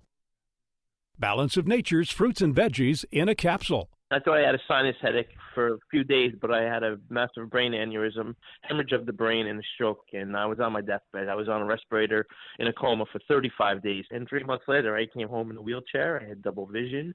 I had to learn to walk again, to speak again. 1 and 1 is 2, write the alphabet. You know, if I went out and did a little something, I'd come home, I'd be in bed. Now, I'm up by like 5:30 in the morning, and I go to the gym. I do shopping. I cook. I have energy all day. I mean, I feel great. Overall, my whole outlook, just feeling, my mental aspect, everything is better. For a limited time, use discount code CHICAGO, and we'll take 35% off your first preferred set of fruits and veggies and have them shipped to you free. Call 800-246-8751. That's 1-800-246-8751, or go online to balanceofnature.com and use discount code CHICAGO. Dan Proft here, and I want to tell you about a pro-life organization that's very near and dear to me, Aid for Women. Did you know that 1 out of 4 pregnancies in Cook County ends in abortion? Aid for Women is fighting the abortion battle on the front lines. 5 pregnancy care centers and 2 maternity homes in the Chicago area. Because of the passage of House Bill 40 in Illinois, women on Medicaid can get abortions on demand, free of charge throughout the state. As a result, while Planned Parenthood and the abortion industry are closing clinics throughout the rest of the country, they're actually expanding in Illinois. Women can even come here from out of state to get free abortions, all on Illinois taxpayers' dime. We cannot let the abortion industry take over our local communities. Few people know that pro-life pregnancy centers exist to accompany women in unexpected pregnancies. For more than 40 years, Aid for Women has helped women choose life. Your support is vital, and together we will save lives. Go to helpaidforwomen.org and commit today to more actively live out your pro-life convictions. Again, the website, helpaidforwomen.org. Please help Aid for Women save lives in Illinois. Our freedom and security are made possible through the service and sacrifice of our military and first responders. The Gary Sinise Foundation provides many outreach programs supporting these brave men and women. Join us. Donate at GarySiniseFoundation.org. It's news, opinion, insight. It's AM 560, The Answer. WIND, Chicago. Kamala Harris for president. I'm Dave Anthony, Fox News. She is the latest Democrat to enter the 2020 race. Fox's Rachel Sutherland, live in Washington. Dave, Senator Kamala Harris of California made a televised announcement while simultaneously releasing a video on social media. Let's do this together. Let's claim our future for ourselves, for our children, and for our country. Senator Harris, a former prosecutor, will officially launch her campaign this Sunday in Oakland, California. Her slogan, For the People. Her campaign office to be located in Baltimore, Maryland. Senator Harris joins a growing list of Democratic presidential hopefuls, including Senators Elizabeth Warren and Kirsten Gillibrand, Hawaii Representative Tulsi Gabbard, and former Housing and Urban Development Secretary Julian Castro. Dave? And Rachel, there are a few dozen other Democrats considering making a run. It's day 31 of the partial government shutdown, and Democrats are not interested in President Trump's latest offer. If he opens up the government, we'll discuss whatever he offers, but hostage-taking should not work. Democratic Senate Leader Chuck Schumer, the president's compromise would give a 3-year extension of legal status to some people brought here illegally as kids and refugees about to face deportation in exchange for border wall funding. The day after a police officer was murdered in Mobile, Alabama, a 19-year-old is in jail and will be charged with capital murder. Keep Officer Tudor's family and your prayers, his wife and his mom and dad and his in-laws, because this is going to be a difficult time. Mobile Police Chief Lawrence Batiste. They've done it again. The Patriots are going to the Super Bowl. I knew I never give up. Never give up on Brady. He can have 30 seconds left. He will truck it down the field. Tom Brady and New England beat Kansas City 37-31 in overtime to win the AFC Championship. A third straight year, they'll play Jared Goff and the Rams. Very excited, man. Get to play in the Super Bowl, and we earned it. We deserve it. Los Angeles also needed overtime to beat the New Orleans Saints. This is Fox News.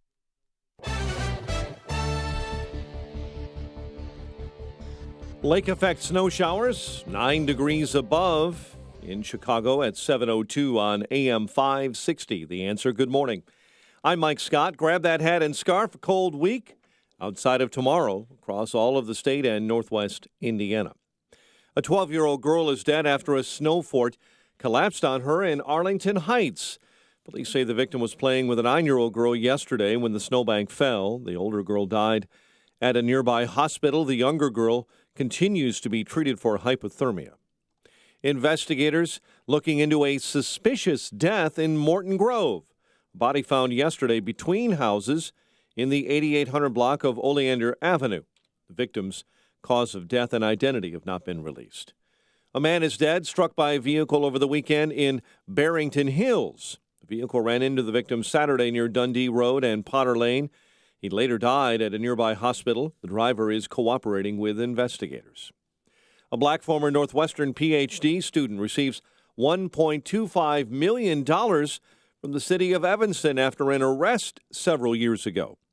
Lawrence Crosby hopes his experience can lead to change that prevents similar incidents in the future. Crosby was ultimately charged with disobeying a police officer and resisting arrest in that case, but was acquitted at trial.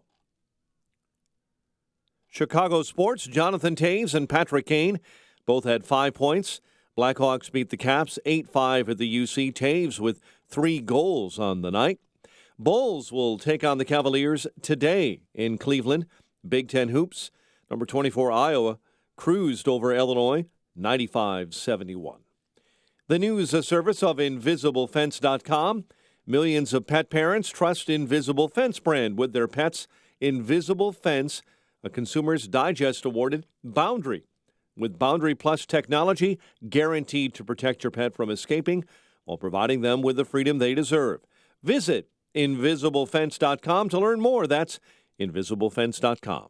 7:04, a check of traffic and weather on the way next on AM 560. The most popular days to get engaged are Christmas, New Year's, and Valentine's Day. And guys, finding the perfect wedding venue can be harder to figure out than the color and quality of the perfect diamond. With love in the air, Avante Banquets is here to help you plan the wedding of your dreams for the party of a lifetime at a price right for you.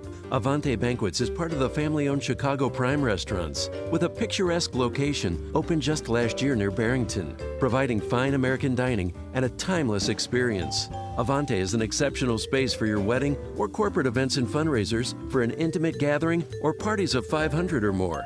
The calendar is filling up, so secure your date today at AvanteBanquets.com. That's AVANTE Banquets.com. With wedding packages starting at just $39 a person. Experience exceptional hospitality with the Calcunos family at Avante Banquets, because classic never goes out of style. AvanteBanquets.com. AvanteBanquets.com.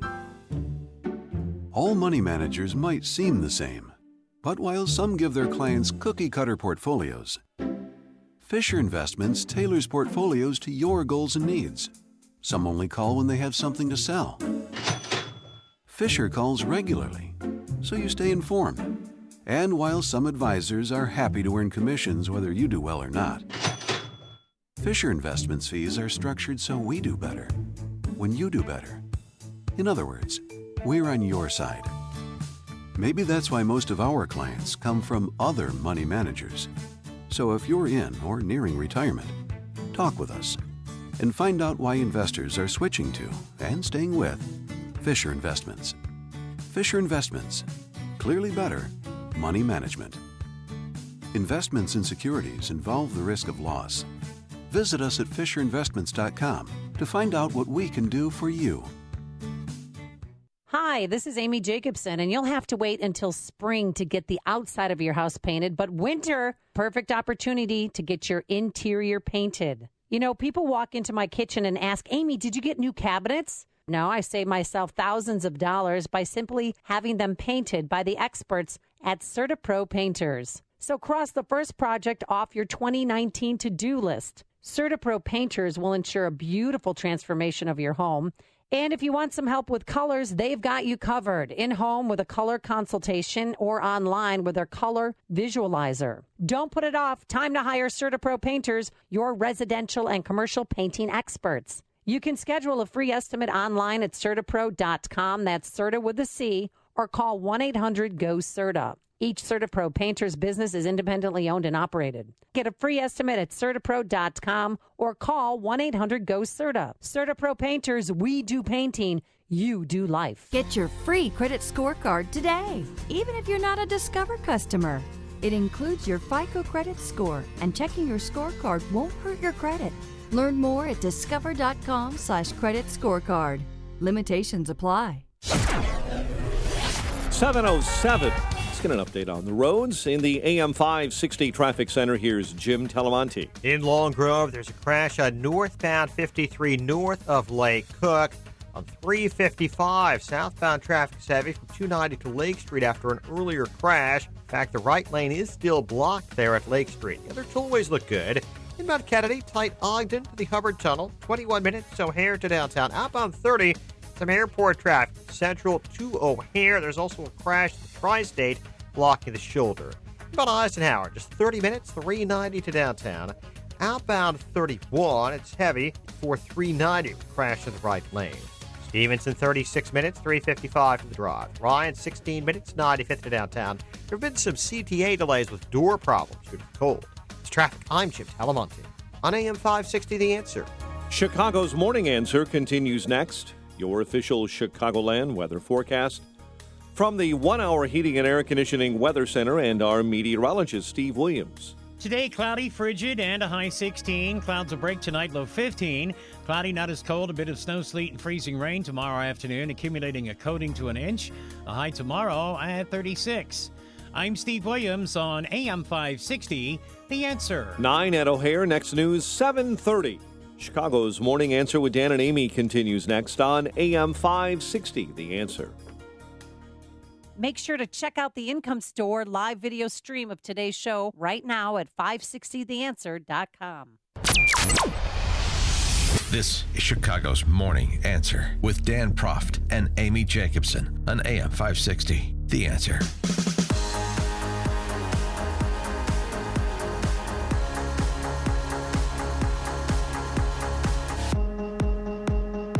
Good morning, Dan and Amy. You thought BuzzFeed was engaged in some shoddy reporting, leading many to rush to judgment about the end of the Trump presidency. Yeah, Eric Holder was calling for his impeachment on Friday. Well, sure. The story was that Michael Cohen was going to confirm that President Trump's suborned perjury directed him to lie to Congress. And then came the statement, the rare statement, that's not produced in the form of a court filing from the special counsel's office saying what BuzzFeed reported is not accurate. BuzzFeed standing by the story, of course they would, because what are the consequences to doing so? Well, they said that, after Robert Mueller's office released that statement, they confirmed with their source again that it will come out when he testifies February 7th. So you think Sure. that's an instance where we've moved into, if you want it to be true, it is true, in terms of the standard for D.C. reporting. Lila Rose, live action. March for Life. Hundreds of thousands took us full hour to march to the Supreme Court. Many said that it was their largest yet. I'm at the Women's March now. This is the PHAT March. For counter rally with Independent Women's Forum. Whole Women's March fits into Freedom Plaza, maybe 20,000. Looks like the smallest yet. Life is winning. Well, the one they had here in Chicago, 22 people were there. But nobody knew why they were there. Because some people were talking about the government shutdown. Other people were talking about the wall. Other people were, one woman was talking about her great-grandma coming here from Haiti, which had nothing to do with anything. Why should they know why they're there now any more than they did 2 years ago? Okay. So you can't report on life winning. You can't report on the disparate crowd sizes of the March for Life versus the PHATs. So you take some video of Catholic schoolboys confronting, or as it turns out, to borrow from Paul Harvey, and now you know the rest of the story, being confronted by leftist protesters while waiting for their bus after having participated in the March for Life. And you turn this into a international story of young people who are Catholic, who are privileged, or Christian, or pro-life, wearing MAGA hats. That is necessarily the modern-day Ku Klux Klan. And that's what the story has become. Well, it's this group of Black Hebrew Israelites. Have you ever heard of them? They're very vile, and they were shouting things at those kids. Yes, the Black Hebrews is the name of the organization, and this is how it actually started before you got to the Native Americans, Nathan Phillips and his friend. This is what the Black Hebrews, this is their name, were shouting at the kids waiting for their bus.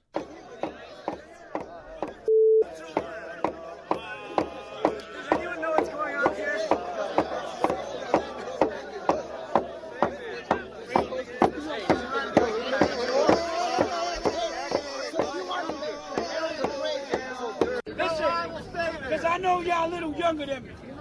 So let me show y'all something. Stay back. Go on YouTube, right? And y'all can look it up for yourself. Check this out. Probably gonna do that. I'm gonna give y'all something. Check this out. Go on YouTube and look up Donald Trump kisses drag. You're gonna see your president kiss Rudy Giuliani dressed in a drag on the lips. Your president is a homosexual. I got news for you. That's homophobic. Your president is a homosexual. You make us swear on the Bible. You got on the back of the court system, "In God we trust." On the back of your dollar bill, it says, "In God we trust." But you give rights.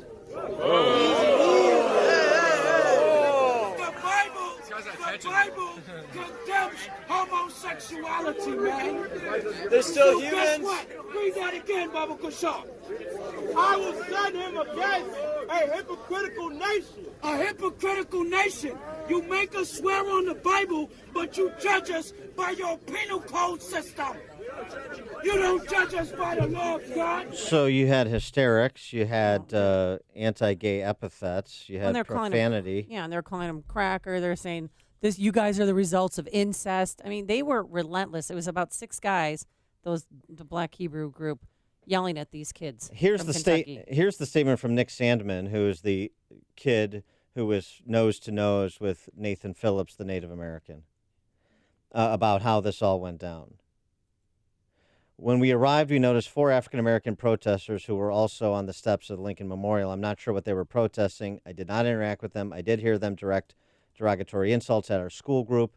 They said hateful things, racist, bigots, white crackers, the F word for gay people, racial epithet, incest kids. They also taunted an African-American student from my school by telling him that we would harvest his organs. I had no idea what that insult means, but it was startling to hear. So they asked for permission, according to Sandman, from their chaperones to start their school chants to drown out the Black Hebrew protesters. And if you watch the entire video, you can see in that everyone's dancing, and then And then these other Native Americans, Nathan Phillips and a couple of his friends, come over, beating his drum, and walk up to Nick Sandeman. So says Nick Sandeman. We hadn't previously noticed them. They approached our group. They had drums and were accompanied by at least one person with a camera. Began to play his drum as he waded into the crowd, which parted for him. I didn't see anyone try to block his path. He locked eyes with me, approached me, coming with inches in my face. He played his drum the entire time he was in my face. I believe that by remaining motionless and calm, I was helping to diffuse the situation. I realized everyone had cameras and that perhaps a group of adults was trying to provoke a group of teenagers into a larger conflict. I said a silent prayer that the situation would not get out of hand. Well, that guy, first of all, he was misidentified as Michael Hodge first, and then Michael Hodge was receiving all the hate. Then they got the right guy, and now he and his family are receiving all of the hate, suggesting that this was, as I said before, a 21st century iteration of the Klan. And now, because only the first snippet was played of, you hear students chanting, and you see the nose-to-nose confrontation between this teenager and this Native American gentleman. And it made national news because he's wearing a MAGA hat, I think. But Yes. Okay. Yeah, that's a That part of plays it. There's no question. But you had all these people, including like the leading lights of Catholic thought in the world, rush to judgment after seeing a snippet of the video. they might expel him. And now you've got, thanks to a little bit of digging, you've got people like Rod Dreyer, who wrote a great piece called Catholic Bonfire at the Stake, walking it back. Robbie George. I mean, he is one of the most important Catholic thinkers in the world. Princeton. We've been on the show many times. I apologize to the Covington Catholic boys. They're from Covington, Kentucky, if I didn't mention. What Rod Dreyer says of himself, rush to judgment, goes double for me. I jumped the gun, and that was stupid and unjust. It is. It is not the boy. It is I, not the boys, who need to take a lesson from this. For more on this topic and others, we're pleased to be joined by Rich Lowry. He's the editor of National Review, Fox News contributor, author of the book Lincoln Unbound. Rich, thanks for joining us. Appreciate it. Hey, thanks for having me. What about this sort of news cycle on this incident over the weekend? And, despite all we talk about and all we document with respect to misreporting and unaccountability from D.C. press corps outlets, we see a video snippet, and a lot of our better thinkers the world over go right for the left's narrative about these kids. Yeah, well, I got to do a mea culpa myself. Saturday night, I tweeted that the apology from the school was necessary and appropriate, and I actually tried to do some due diligence. Anytime there are videos involved and there are tweets characterizing videos, you want to look for yourself. Mm-hmm. And I thought I had, and I thought that the school apologizing kind of must have meant it's pretty solid. And then immediately people tweeted at me with a video that was from a different angle that showed, it was still just a snippet, and showed the activist / elder, whatever you want to call him, approaching the kid with the MAGA hat, which obviously immediately puts a different spin on that particular aspect of it. Mm-hmm. But it still wasn't clear, and I didn't see until yesterday the entire video, where the context of this thing was, if you think the kids have mobbed the elder / activist and begun mocking him, it looks horrible. If you realize actually the kids were already chanting and high-spirited and jumping around, and for some reason this guy intrudes into the middle of them, and they begin jumping with him, probably good-naturedly. It's a little hard to tell 100%. And he immediately gets in the face of this kid. It's totally different. So, I'm with Robbie George. I had a mea culpa. I deleted the tweet, and it's just a lesson that's really hard to learn in the social media era when everything moves so quickly that you just gotta wait and hear from all sides. But I think we all have to admit this wouldn't even be a story had he not had a MAGA hat on. No, definitely. I mean, that's what made it supercharged, was the notion, and I was never down with this, obviously, that these kids were Trump supporters, therefore they had learned hate from the president, and even though they're supposed to be at this event, which is about protecting life and love, because they know how Trump operates, they go out of the way to bully this elderly, frail-looking man who's just beating a drum and doing a spiritual chant. So that was the larger narrative, and that's why just the level of hatred directed at these kids was off the charts. And Ross Douthat in New York tweeted out, maybe not a good idea to wear MAGA hats to March for Life, and I get that point, but by the same token, I mean, Vice President Pence was there. President Trump provided a recorded message. President Trump is whatever he was prior to becoming president, has governed as a pro-life president, starting with the Supreme Court nominees.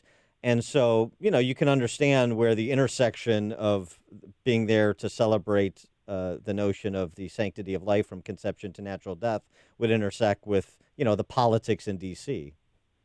Yeah, and just also, I mean, this march has thousands and thousands of people. Yeah. And it would be like, if the Women's March weren't dying on the vine, which it is, and if Hillary were president, which she isn't, it'd be like people wearing Hillary hats, if she had hats, at a women's march. So I don't think that's legitimate criticism. And it's just also this incident. Let's just assume that the worst was true and the initial interpretation was correct. This is still would have been an extremely minor incident that in the era prior to social media, no one would have known about or cared about. It would have been an act of rudeness that lasted 10 minutes, and the country wouldn't have known, and things would have been fine. But in the era of social media, just everything is magnified. So these kids who are just waiting there for their bus and to meet the adults in their group and are being harangued by these crazy black Hebrews. There's a group of them in New York you'll see occasionally too, and all you can do is just sort of gawk and walk away. But you're 16-year-old, you've never seen, from Tennessee, you've never seen something like this, and you're being called these terrible things by these crazy people, and then all of a sudden you're just like a national sensation, and all you've done is just like 5 minutes of your life all of a sudden are magnified, and people want to destroy you on the basis of it. So social media is very powerful. We all use it. Even and it doesn't matter how much I complain about Twitter. I'm always on Twitter just to see what the latest thing is. Yeah. But it's obviously, in some important ways, made our public life so much worse. I want to go back to the P-Hat marches. Johnny Walker, the Jane Walker edition on their website. To celebrate the many achievements of women and the shared journey towards progress and gender equality, we proudly introduced Jane Walker in 2018. A special edition offering of our award-winning Black Label blend. That's the Jane Walker icon featured on it. And this is in support of the Women's March, the P-Hat March, as I call it, that took place over the weekend as well. So the anti-Semitism exhibited by the Women's March organizers, Tamika Mallory, Linda Sarsour. Too much for AFL-CIO, too much for the DNC, too much for the Southern Poverty Law Center. They all pulled out. Not too much for Johnny Walker. It's sort of a remarkable moment for me, recognizing that I think today that it is corporate cultural Marxists who represent a greater threat to our liberty than your officious government commissar. And I wanted to get your take on that.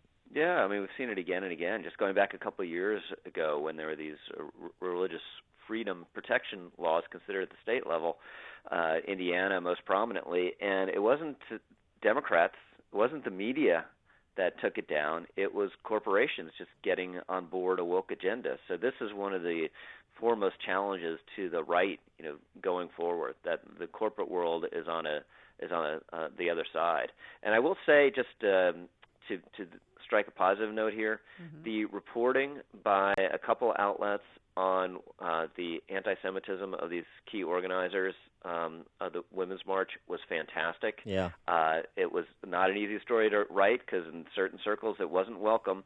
And I have to hail these various groups, all of which I disagree with and fight with on an almost daily basis, and a lot of prominent Democrats for pulling out. So hopefully this event is going to be dead next year, and something better will rise up to take its place. Yeah, I mean, I don't even think they had a common group message. They were talking about the shutdown. They were all over the place. Yeah, it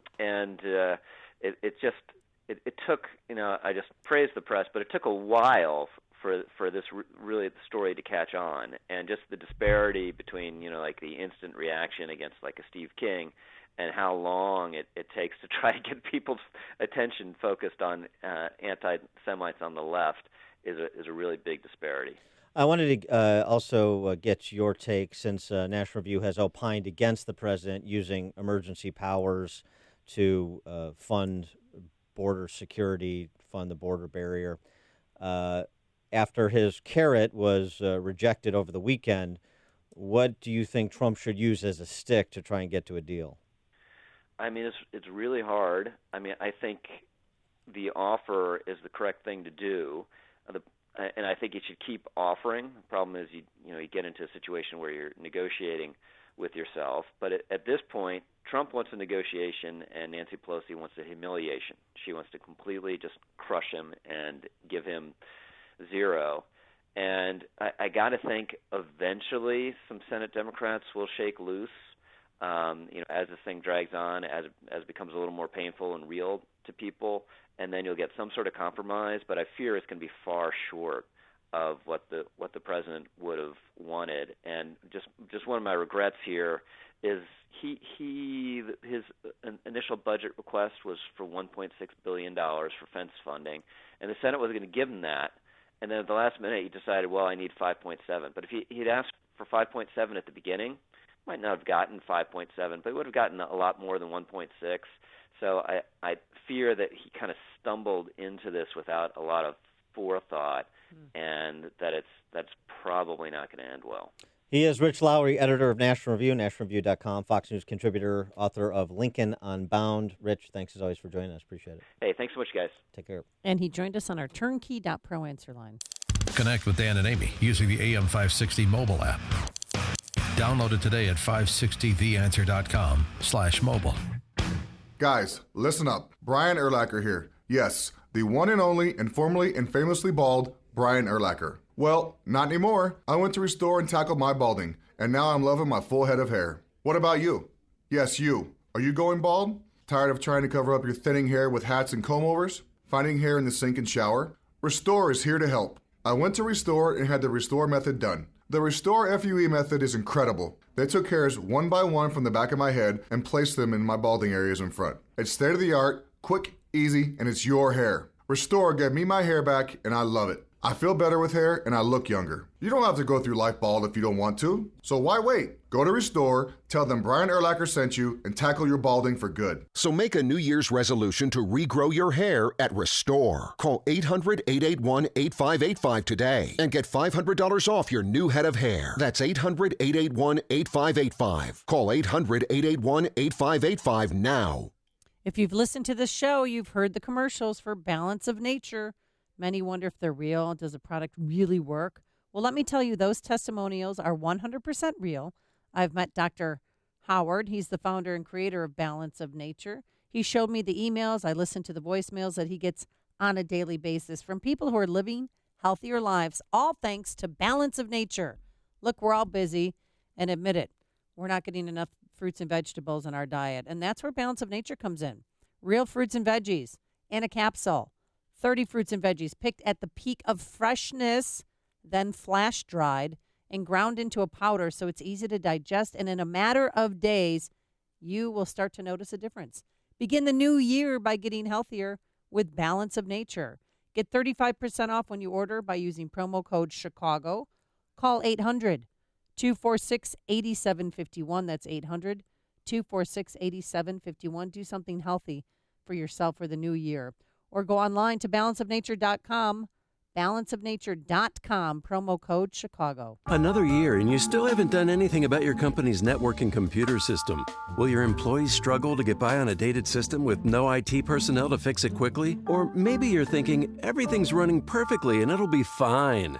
Until it isn't. Whether you've experienced technical trouble or not, when you do, it costs your company money. And it doesn't have to. Don't wait for a crisis. Make 2019 the year you're prepared for anything technology throws at you with Turnkey IT.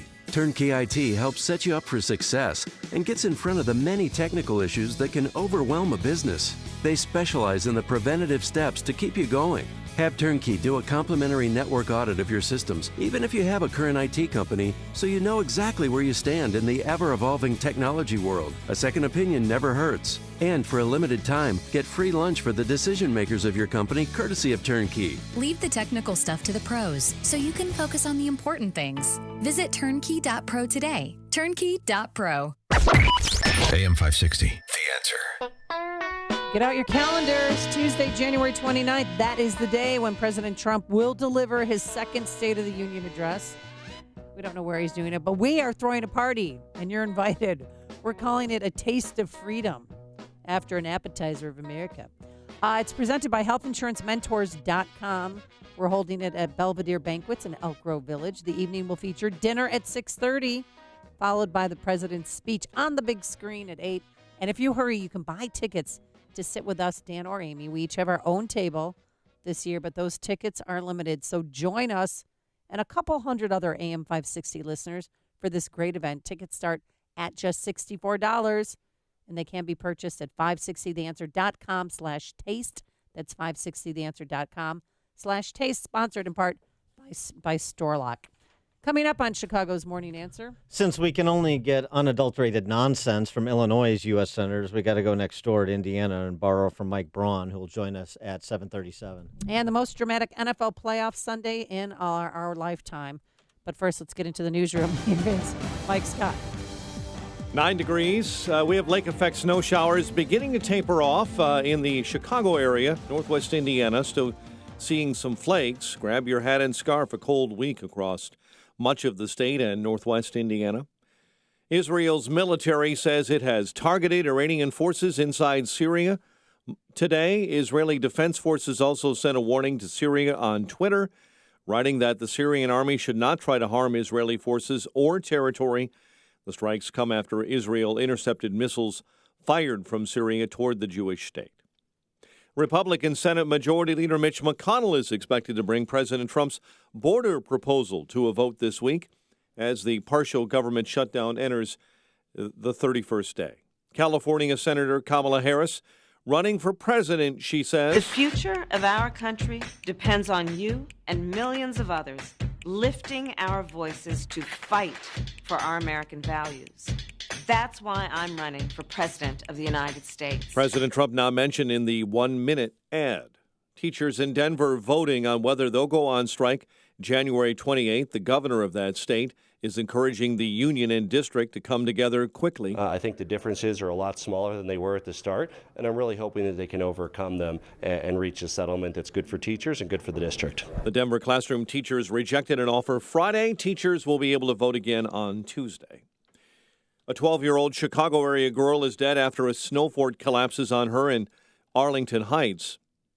Authorities are investigating a suspicious death in Morton Grove.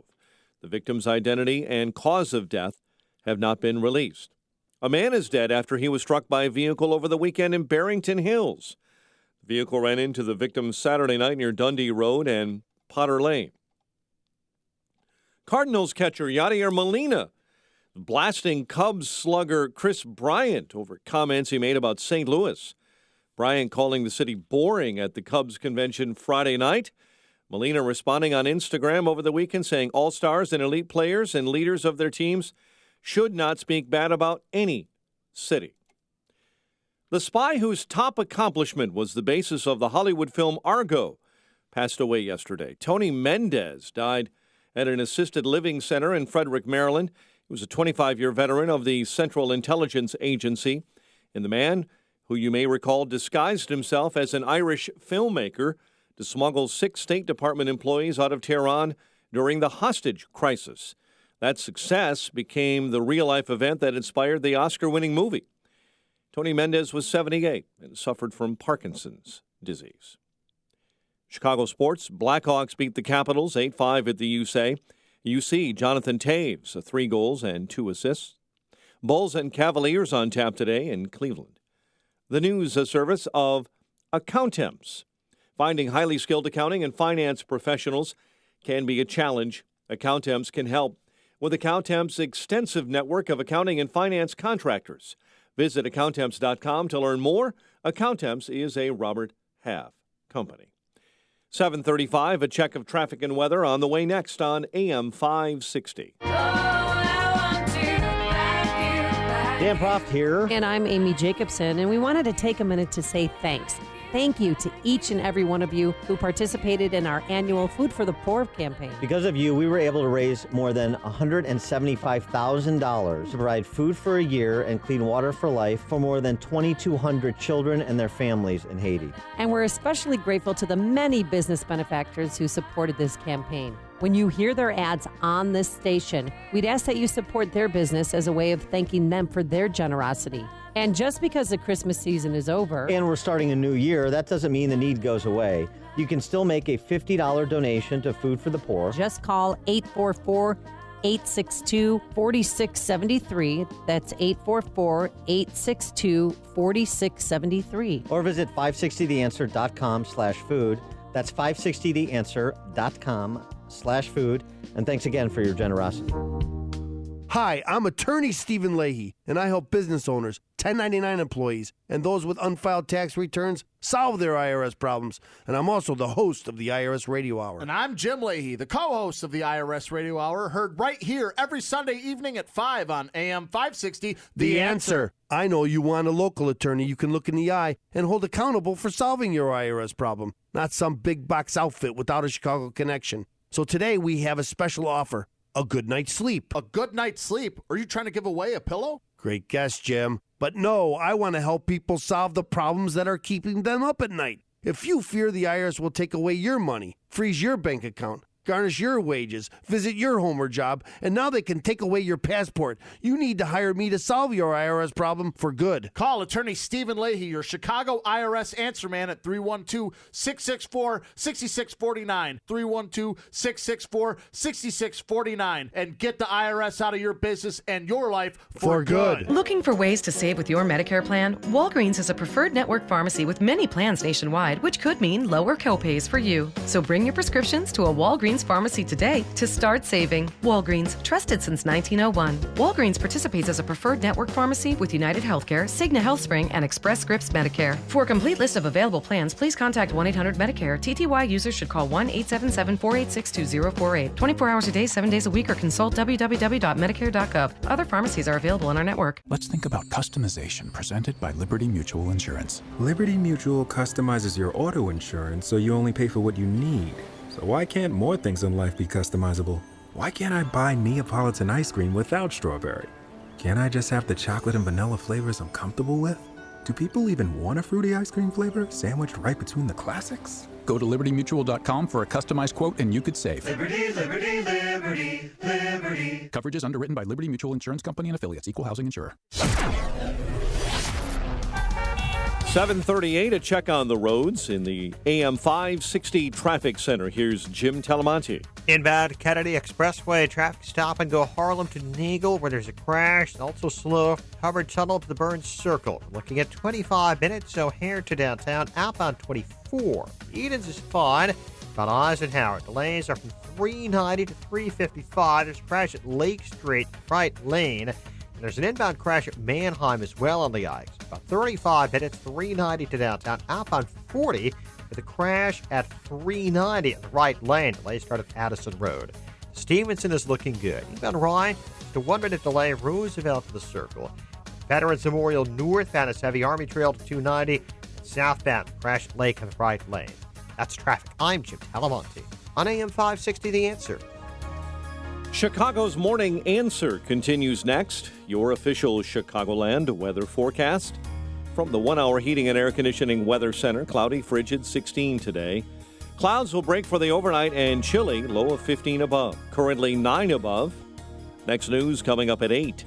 Chicago's Morning Answer with Dan and Amy continues next on AM 560 The Answer. Watch today's show live right now on the Income Store live video stream at 560theanswer.com. Only the biggest stories, only the biggest guests, and only the biggest opinions. This is AM 560, The Answer.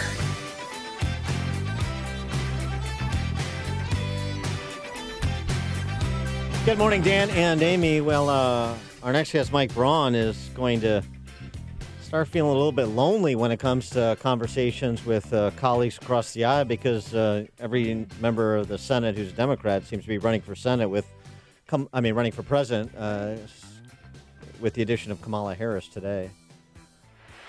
Truth, justice, decency, equality, freedoms, democracy. These aren't just words. They're the values we as Americans cherish. And they're all on the line now. The future of our country depends on you and millions of others lifting our voices to fight for our American values. That's why I'm running for President of the United States. It's a nice beat, but I can't freedom, dance democracy, to it. equality, flashing on the screen. Okay. Yeah. Oh no. Yeah. No, Well, no. it's gonna happen. She's got to get ready for that on the trail because she's going to get that reaction in some quarters. She stole the song. Mickey, you're so fine. You're so fine. You blow my mind. It's close. It's a little, Same key of G. Well, anyway, while she's busy putting together beats you can dance to, campaign to, President Trump offered a compromise over the weekend on the border barrier funding / partial government shutdown. $800 million in humanitarian assistance for people at the border. $800 million in drug detection funds, technology at the border. 2,750 more border agents. 75 new immigration judge teams to expedite and adjudicate cases of individuals who want to come to this country. And then he still wants his $5.7 billion for steel barriers in high priority areas. He also had these two kickers, which you think would have perhaps sealed the deal among congressional Democrats, particularly in the House. And if you think that, you'd be wrong. In order to build the trust and goodwill necessary to begin real immigration reform, there are two more elements to my plan. Number one is 3 years of legislative relief for 700,000 DACA recipients brought here unlawfully by their parents at a young age many years ago. This extension will give them access to work permits, Social Security numbers, and protection from deportation, most importantly. Secondly, our proposal provides a 3-year extension of temporary protected status, or TPS. This means that 300,000 immigrants whose protected status is facing expiration will now have 3 more years of certainty so that Congress can work on a larger immigration deal, which everybody wants, Republicans and Democrats. So a textured approach on the border security piece and 3-year extension of legal status in this country for 1 million people who are technically here illegally. And that was received with a DOA from Pelosi. And that is so surprising to me. I thought that would be their number one priority, to offer them a path to citizenship. Well, let's try and figure out why it isn't. And to help us do that, we're pleased to be joined by Mike Braun. He is the newly minted Republican United States Senator from the Hoosier State, Indiana. Mike, thanks for joining us again. Appreciate it. Hey, good to be back on again. So did you think that the president offered a fair, reasonable compromise over the weekend? I think more than fair, and I think it was apparent from, a couple of weeks ago, I got sworn in on January 3rd and have had basically 2 full weeks there, and Democrats have definitely figured that they're going to win on this issue, and when the president came out with what he did, you just repeated it. I think it shows clearly that they're gambling, that they don't have to do anything, which implies that they're okay with the status quo. And I think it clearly shows how they're using this politically to think they're going to gain from it. And I think that's going to, do them in if they don't come around to negotiate around what's been proposed, because I think Hoosiers, Americans see that, it's an issue they're playing with politically, because they think they not only have gained from it over the recent past, but will in the future as well. So we don't know what's going to happen. It's up to President Trump and Pelosi and Schumer to make the final move. But this at least moves the ball into where I think they are going to have a lot of trouble explaining why they can't agree with that. So everyone's digging their heels in. How long do you think that this shutdown's going to last? Well, I think that there are going to be probably some real issues with TSA and other parts of the partial shutdown that will keep intensifying, and I think that's going to make it more pressing for all folks involved. And, Leader McConnell has clearly said that, until the three of them work it out, it needs 60 votes in the Senate. And, of course, it's got to pass a House that, if you've seen their agenda in terms of some of the crazy stuff that's on it, I don't know. I'm hoping weeks, but none of us can really make a good prediction on that. Your colleague, Jim Langford from Oklahoma, said over the weekend, what the president proposed wasn't meant to be voted up or down. It's meant to prompt a conversation to try to get to a deal. And I wonder how hopeful you are if anything that comes from the president's mouth is dismissed out of hand by the other side. Well, I think Pelosi said it was dead on arrival. Yeah. Were the words that it does put the dynamic back in their court as truly digging in. And you got to realize what he's asking is something that they've all been on record supporting, especially back to 2013 and really more recently than that. So it really makes them appear that they're doing this purely in a political way, not to give the president anything, and in a long-run fashion, calculating that our current lack of border security benefits them politically. We were just having this conversation with Rich Lowry over at National Review, and, it seems to me, you're a businessman, you understand negotiation. It seems to me if there's no takers on carrot, you can't publicly negotiate with yourself. That doesn't do you any good. So there's got to be some stick, too, and I wonder what you think an appropriate stick to use by the president might be, including among the choices, invoking his emergency powers and repurposing domestic civilian funding for border security, or even beginning to riff some of these non-essential federal workers and say, this is a good time to cull a overgrown federal government anyway, so let's go ahead and do that. Well, to your latter point, that's one of the reasons I ran. And by the way, I'm on the budget committee. Got assigned some great committees to actually make a difference coming from what I was interested in doing, and it's lower the cost of health care and move infrastructure along, but put some sanity into the budget process. And sooner or later, to shrink $1 trillion deficit, we'll have to, in the long run. I don't like the fact that that would be something you use here because I don't think it has enough forethought put into it. But I think when it comes to the emergency declaration, it's a crisis, it's an emergency. The fact that they're wanting to do nothing, and the fact that our government is bloated, all this I think will come together in some fashion. I'm just not sure when. I'm going to be a proponent for being on the budget committee and is somehow finding a way to live within our means, because to me the big issue down the road is the fact that nobody seems to really get alarmed out there,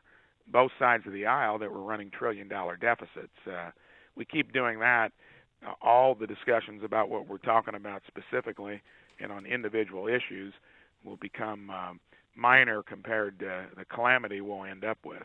So you were sworn in a few weeks ago, first-time U.S. Senator from Indiana. What has been the biggest eye-opening experience for you? Well, I'd say that, coming from, I'm a Main Street entrepreneur and was a legislator in Indiana.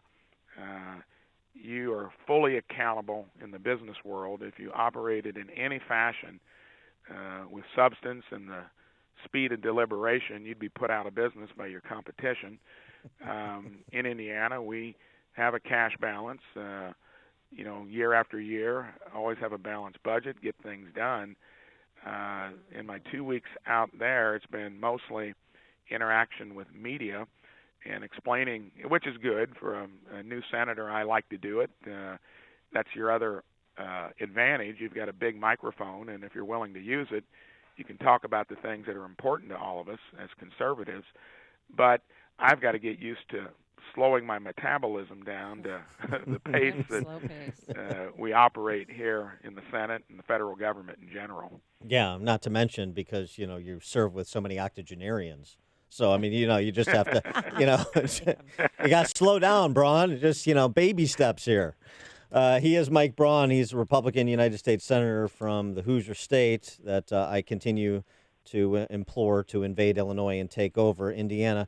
Mike Braun, thanks as always for joining us. Appreciate it. Hey, good to be on. Take care. And he joined us on our turnkey.pro answer line. Listen to podcasts of Dan and Amy from the AM 560 mobile app. Download it today at 560theanswer.com/mobile. The new year's upon us, the perfect time to get organized, and StoreLock has the solution with StoreLock modular systems. It's the best tool cabinet you'll ever buy. Hey, your friend Sean Hannity here. StoreLock makes it simple and easy to get organized. It's fully assembled when it ships, so you can get organized really fast. And durable StoreLock modular systems, they are built the old-fashioned way, made to order, exactly how you want it. Powder-coated in-house in any color you want. You order your custom system just in time for the new year. They're 100% crafted in the U.S., and they feature dividers, liners, layouts, all made with quality materials, including steel ball bearings and heat-treated steel rollers. StoreLock is so strong that each drawer holds up to 400 pounds. StoreLock fits any home or business, will last a lifetime with its 55-year top-to-bottom warranty. All you have to do is order today and receive your system in about 4 weeks. Call now at 1-800-STOR-LOC. That's StoreLock, 1-800-STORE-LOCK. And check out StoreLock.com for upcoming events. Hi, this is Amy Jacobson, and you'll have to wait until spring to get the outside of your house painted, but winter, perfect opportunity to get your interior painted. People walk into my kitchen and ask, Amy, did you get new cabinets? No, I save myself thousands of dollars by simply having them painted by the experts at CertaPro Painters. So cross the first project off your 2019 to-do list. CertaPro Painters will ensure a beautiful transformation of your home. And if you want some help with colors, they've got you covered. In-home with a color consultation or online with their color visualizer. Don't put it off. Time to hire CertaPro Painters, your residential and commercial painting experts. You can schedule a free estimate online at CertaPro.com. That's Certa with a C, or call 1-800-GO-CERTA. Each CertaPro Painters business is independently owned and operated. Get a free estimate at CertaPro.com or call 1-800-GO-CERTA. CertaPro Painters, we do painting, you do life. Balance of Nature's fruits and veggies in a capsule. I had cancer. I have fibromyalgia. I have nerve damage and fatigue. I have thalassemia. I'm hypoglycemic. So my life since cancer, I've had to learn how to live with it. But starting Balance of Nature, I felt that the first month I felt different. It made such a difference that now I wake up, my head feels clearer, I have more energy. Very rarely does my body cramp up anymore. It's the best thing.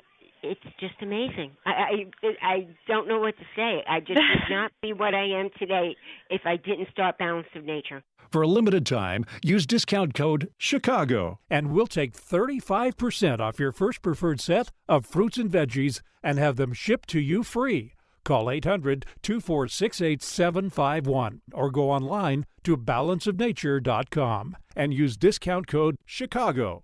Stop everything you're doing right now and ask yourself, are you currently receiving steady paychecks? What about when you're retired? Will you receive a monthly check to cover your expenses and also have some fun? Jack Taboda at Taboda & Associates calls this mailbox money. It's the monthly check you'll receive throughout retirement. Jack and his team want to help remove stress from your retirement. They don't want you to worry about if the money will show up or how much money you'll receive. The only thing they want you to think about is how to spend it when it arrives. Find out how to get enough money in your mailbox every month when you're retired. Call Taboda & Associates at 630-883-4453 for a complimentary retirement analysis with strategies that could help your nest egg provide you monthly income you'll need in retirement. Call right now, 630-883-4453 and schedule a visit. You, your retirement, Taboda & Associates, 630-883-4453.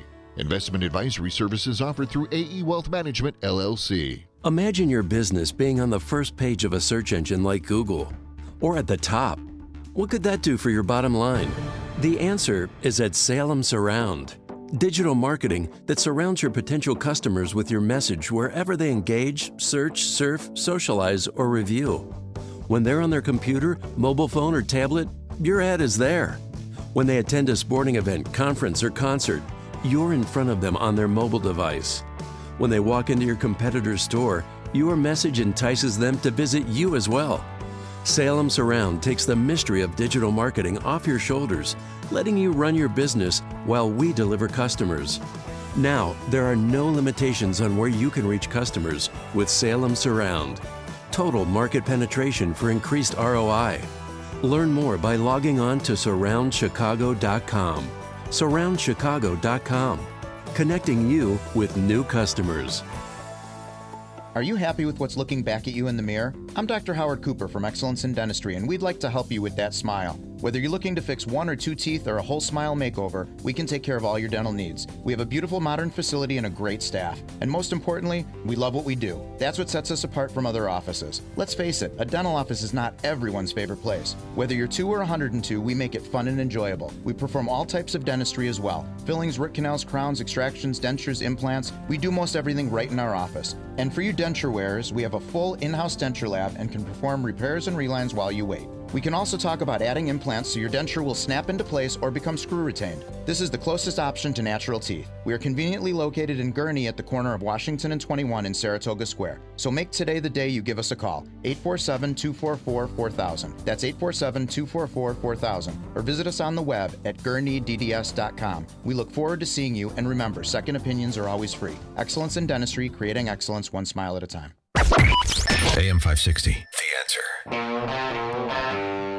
Dan and Amy, it is Martin Luther King Remembrance Day, and so a selection of some of Martin Luther King's great oratories, both of our favorites, Amy and me. Oh, yeah. Martin Luther King's street sweeper speech given at the New Covenant Church in Chicago just a little less than a year before he was assassinated. This is from April of '67. What I'm saying to you this morning, my friend, even if it falls your lot to be a street sweeper, go on out and sweep streets like Michelangelo painted pictures. Sweep streets like Handel and Beethoven composed music. Sweep streets like Shakespeare wrote poetry. Sweep streets so well that all the host of heaven and earth will have to pause and say, here lived a great street sweeper who swept his job well. If you can't be a pine on the top of the hill, be a scrub in the valley, but be the best little scrub on the side of the rill. Be a bush if you can't be a tree. If you can't be a highway, just be a trail. If you can't be the sun, be a star. It isn't by size that you win or you fail. Be the best of whatever you are. Is that what's being taught in schools today? Public schools? In fact, including at the collegiate level, in fact, what do we have? Martin Luther King referenced Handel, Beethoven, Shakespeare. You don't even teach those old, dead white guys anymore. Yeah. Great piece in The Hill by our friend Bob Woodson, who we had on the show last week, talking about education, and the title of his piece, A Betrayal of Martin Luther King, because of exactly what's happened to K through 12 and post-secondary education. He notes the work of Walter Williams and Thomas Sowell, two other friends of the show. From the late 1800s to 1954, segregation was the law. Numerous black schools throughout the country were models of excellence in education. In 1899, black students in D.C.'s Dunbar High School outscored white students in citywide tests. There were similar levels of academic success documented by Thomas Sowell at Frederick Douglass in Baltimore, Booker T. Washington in Atlanta, Brooklyn's Albany Avenue School, McDonough Senior High School in New Orleans. And what do we have today? That same Frederick Douglass High School in Baltimore, 9% of students are proficient in reading, 3% in math. Oof. Dunbar, 12% proficient in reading, 5% in math. Booker T. Washington, Atlanta, 20% in English, 18% in math. And, of course, we know what it is in Chicago. The betrayal of King's legacy. Coming up on Chicago's Morning Answer. We'll pick up our conversation about the shutdown / barrier funding impasse with Thomas Lifson from American Thinker at 8:08. And it's the non-call heard around the world. We'll explain. But first, into the newsroom we go. Here is Mike Scott. A Chicago alderman endorses a revised Lincoln Yards development. WIND Chicago News Time is 8 o'clock. Yet another Democrat enters the 2020 race. I'm Dave Anthony, Fox News. I am running for president of the United States. Senator Kamala Harris from California on ABC's Good Morning America. I love my country. And this is a moment in time that I feel a sense of responsibility to stand up and fight for the best of who we are. Harris joins other Democratic senators Elizabeth Warren and Kirsten Gillibrand, who are also running. So is Congresswoman Tulsi Gabbard, former Congressman John Delaney, and ex-San Antonio Mayor Julian Castro, and many other Democrats are considering a run for president. Senate Republicans may vote tomorrow on President Trump's compromise offer, but Democrats not interested. We have 3 words to the president: open the government. Minority Leader Chuck Schumer says they'll only negotiate over border wall funding when the partial shutdown is over. It's now day 31. BuzzFeed is standing by its story, claiming President Trump directed his now ex-lawyer Michael Cohen to lie to Congress about his business dealings in Russia, even though the special counsel's office threw cold water on the report. Fox's John Decker's live at the White House. Contrary to what BuzzFeed reported late last week, President Trump's lawyer Rudy Giuliani said Sunday on NBC's Meet the Press that Mr. Trump advised his former fixer Michael Cohen to be honest when he appeared before lawmakers on Capitol Hill. Categorically, I can tell you, his counsel to Michael Cohen throughout that entire period was tell the truth. Giuliani also said discussions about building a Trump Tower in Moscow lasted up until Election Day. A spokesman for the special counsel, Robert Mueller, called the story not accurate. Dave? John, a 19-year-old accused cop killer, will be charged with capital murder the day after an officer was shot in Mobile, Alabama. Tremendously sad day for Officer Tudor and his family. Our heartfelt condolences go out to his wife, Chrissy, and his mother and daddy and his in-laws. That's Mobile Mayor Sandy Simpson. This is Fox News.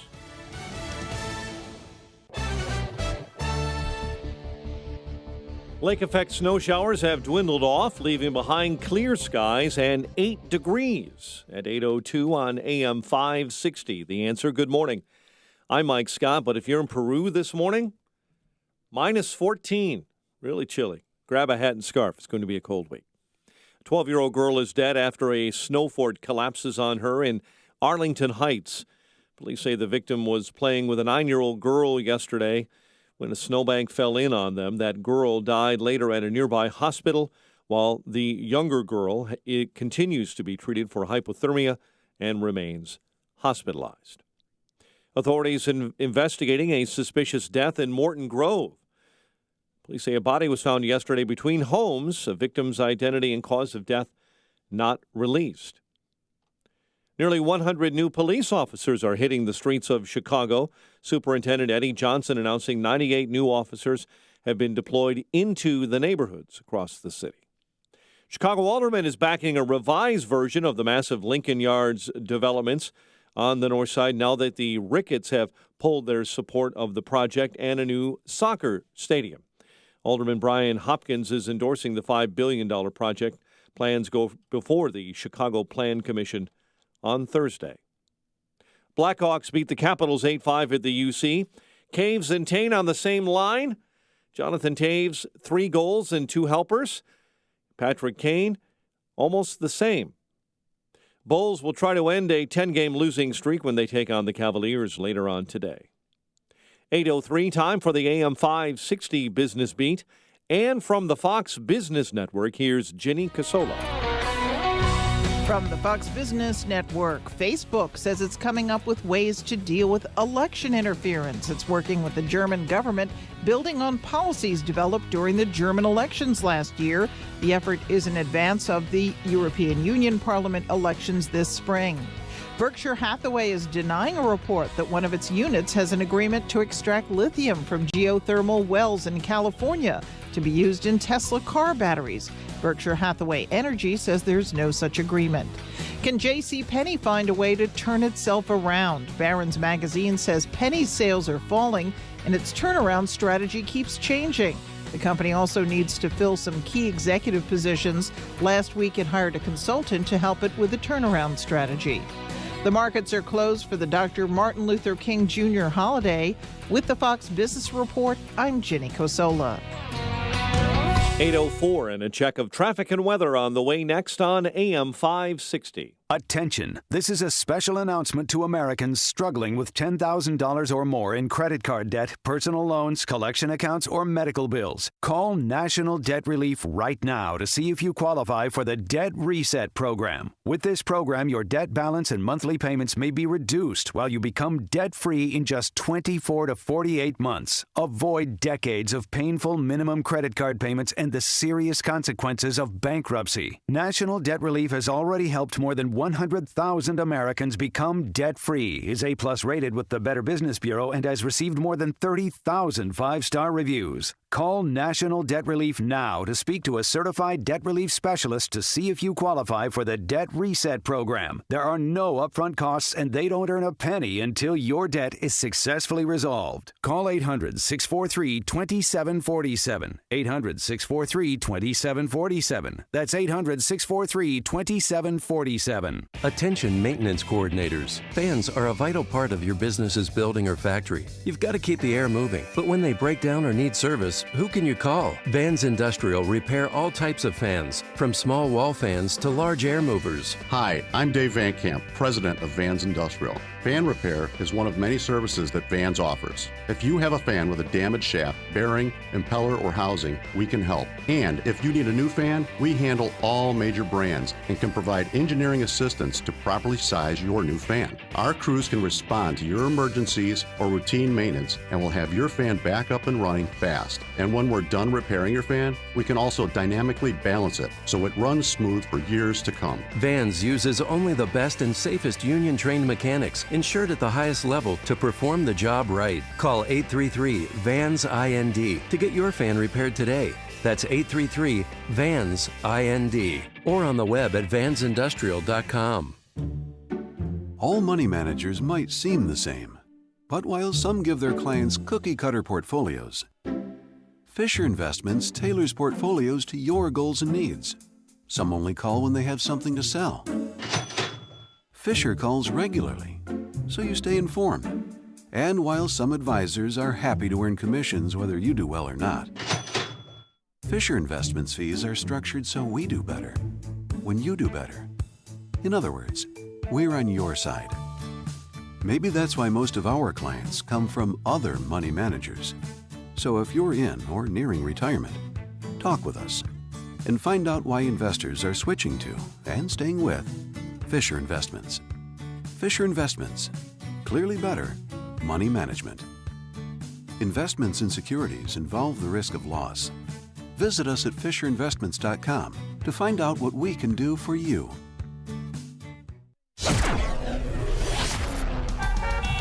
.807 and a check on the roads in the AM 560 Traffic Center, the latest with Jim Talamonte. On the Veterans Memorial Tollway southbound, 355 at Lake Street, a crash is finally cleared out of the right lane. We're still seeing delays. Northbound, it's heavy Army Trail to 290, and southbound traffic is heavy in that area from around 390 to Lake Street. And on the inbound Eisenhower at Wolf Road, there's a crash in the left lane. Looking at a travel time of 37 minutes from 390 to downtown.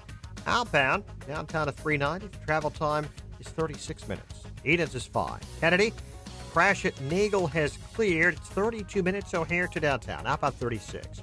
Stevenson, 36 minutes, 355 to the drive. The Ryan, 16 minutes, 95th to downtown. That's traffic. I'm Jim Talamonte on AM 560 The Answer. Chicago's Morning Answer continues next. Your official Chicagoland weather forecast from the 1 Hour Heating and Air Conditioning Weather Center and our meteorologist, Steve Williams. Clouds and cold today, high 16. Clouds break tonight, low 15. Cloudy with some snow, sleet, freezing rain by tomorrow afternoon, accumulating a coating to an inch. A high tomorrow at 36. I'm Steve Williams on AM 560, The Answer. Currently 9 above. Skies are mostly sunny. Next news, 8:30. Chicago's Morning Answer with Dan and Amy continues next on AM 560, The Answer. Watch today's show live right now on the Income Store live video stream at 560theanswer.com. This is Chicago's Morning Answer with Dan Proft and Amy Jacobson on AM 560, The Answer.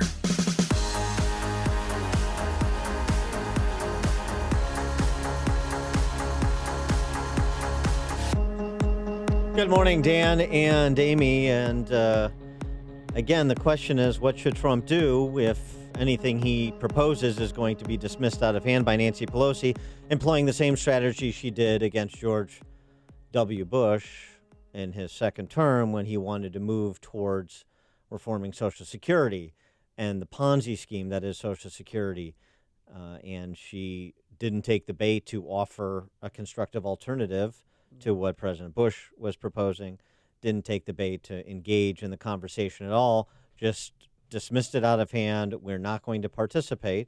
And ultimately, she was politically victorious, I guess you would say, at least for a period of time. And this seems to me like that is informing what she's doing at present, which is the same strategy. So what is a President Trump to do? He's got the possibility of exercising his emergency powers and litigating that as necessary. One other suggestion that was made by Thomas Lifson, who's editor and publisher of the American Thinker, AmericanThinker.com, good outlet, a lot of interesting opinions, is, he has personnel power. And if we all agree, as most of us do, that the federal government is too big, too expensive, too many people working for it, oh, and by the way, making significantly more, particularly when you layer in benefits, than their private sector counterparts, well, isn't this perhaps an opportune time to do a little bit of paring down of the size and scope and expense of the federal government, much the way President Trump has done in his first 2 years with respect to the regulatory state? So get rid of some non-essential workers. Well, I mean, it's sort of the term non-essential sort of screams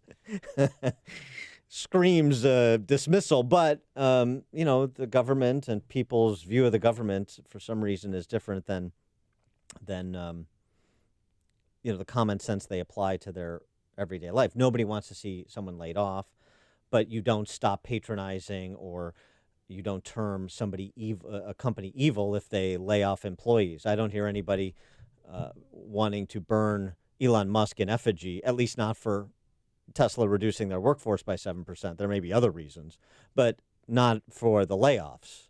I mean, it's part of running a tight operation, right? Mm-hmm. And if you concede the point that the federal government is anything but a tight operation, well, with people's focus on it right now, to some extent, why not have this teachable moment and advance the flag for smaller government? For more on this topic, we're pleased to be joined by the aforesaid Thomas Lifson from American Thinker. Thomas, thanks for joining us. Appreciate it. Good morning. Good morning. So you penned a piece why you're not attending any pity parties for furloughed federal workers. Yeah. It seems like you want to go a little bit further than that in terms of not attending those pity parties or doing fundraisers or providing macaroni and cheese from your cupboard to the furloughed federal workers. You're suggesting that Trump consider his power to RIF some of these non-essentials. That's correct. RIF stands for reduction in force, and that's federal government jargon for what's in private industry called a layoff. And it actually is possible to do those if people have been furloughed for 30 days and the government shutdown hits day 30 today, although because it's a national holiday, not sure anything can be done today, but possibly tomorrow if President Trump wishes to play this card. And I must state that I think he probably won't play it tomorrow, but it is a wonderful bargaining chip to hold over Nancy Pelosi and Chuck Schumer's heads, as well as the heads of Democrats in the House who have a lot of federal workers in their constituencies, which many of them do because Democrats tend to come from big cities, and big cities tend to be where federal offices are located. So those are the most vulnerable to pressure from federal employees facing layoffs.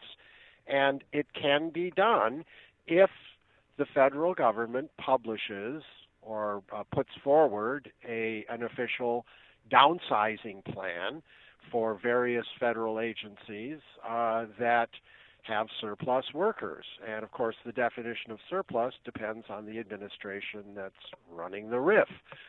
And so this all becomes possible today. Now there's a little bit of a wrinkle in here because the Office of Management and Budget has defined two kinds of furloughs, what they call administrative furloughs, which are as a result of downsizing plans, and shutdown furloughs, which they say don't count toward the 30-day clock. Now, this is possibly subject to litigation, but even if it is litigated, President Trump or his deputies, I'm thinking Stephen Miller, who's a brilliant thinker outside the box and not afraid of radical change, somebody could publish a plan to downsize the EPA or any of the other agencies where many of the workers spend their time at work doing things other than accomplishing the business of the people. Yeah, well, and, like that's a very national large parks. number of people. No, I know. EPA could be one that could be downsized, but what other place? What other groups like national parks or IRS? What do you think? Well, IRS is probably one that will be the last to downsize, but I don't have data for the current shutdown. But the last shutdown that we had, we saw that housing and urban development had 95% of its employees non-essential. Department of Education, a little bit less than that. EPA is actually in fourth place with, I'm sorry, the graphic here is not very good, but in the 80s we have commerce, labor, Treasury even has a lot of surplus employees or non-essential, non-essential employees. And importantly, you have candidates who run for president, elected president on the Republican side, who routinely call for agencies going back to Reagan, like the Department of Education, like the Commerce, to be eliminated altogether, like HUD, to be eliminated altogether. So it seems to me that this would fly in formation with what Republicans have been saying for generations. Maybe they weren't serious about it before. Maybe Trump could be serious about it now. Right.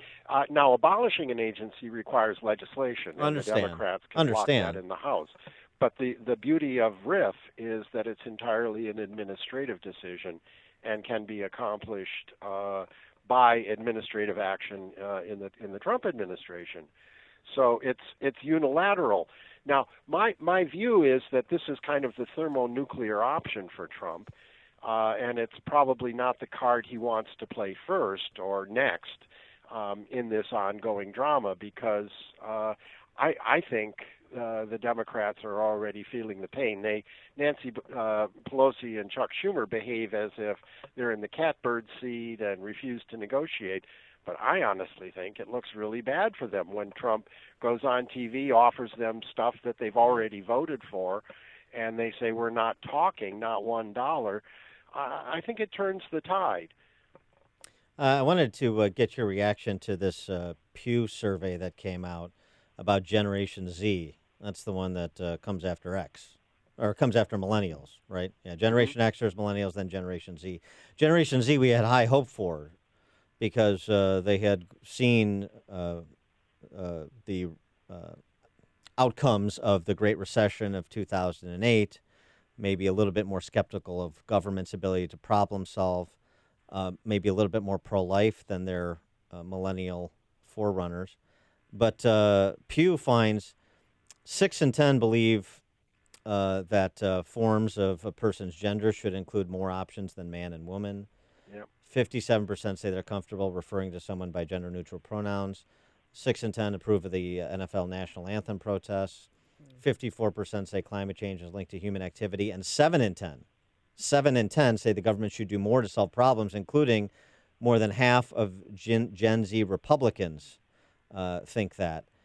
So Generation Z looks like that may not be the cavalry for conservatives. Undoubtedly so, for two reasons. Number one is, of course, we've lost the education system 2 generations ago, really, to the left, and they've been brainwashing the kids in schools. And number two, frankly, and I say this as somebody who's reached 71 years of age, when you're young, there's a hell of a lot you don't understand Is or that don't right? know or can't Really? fathom. Is that right?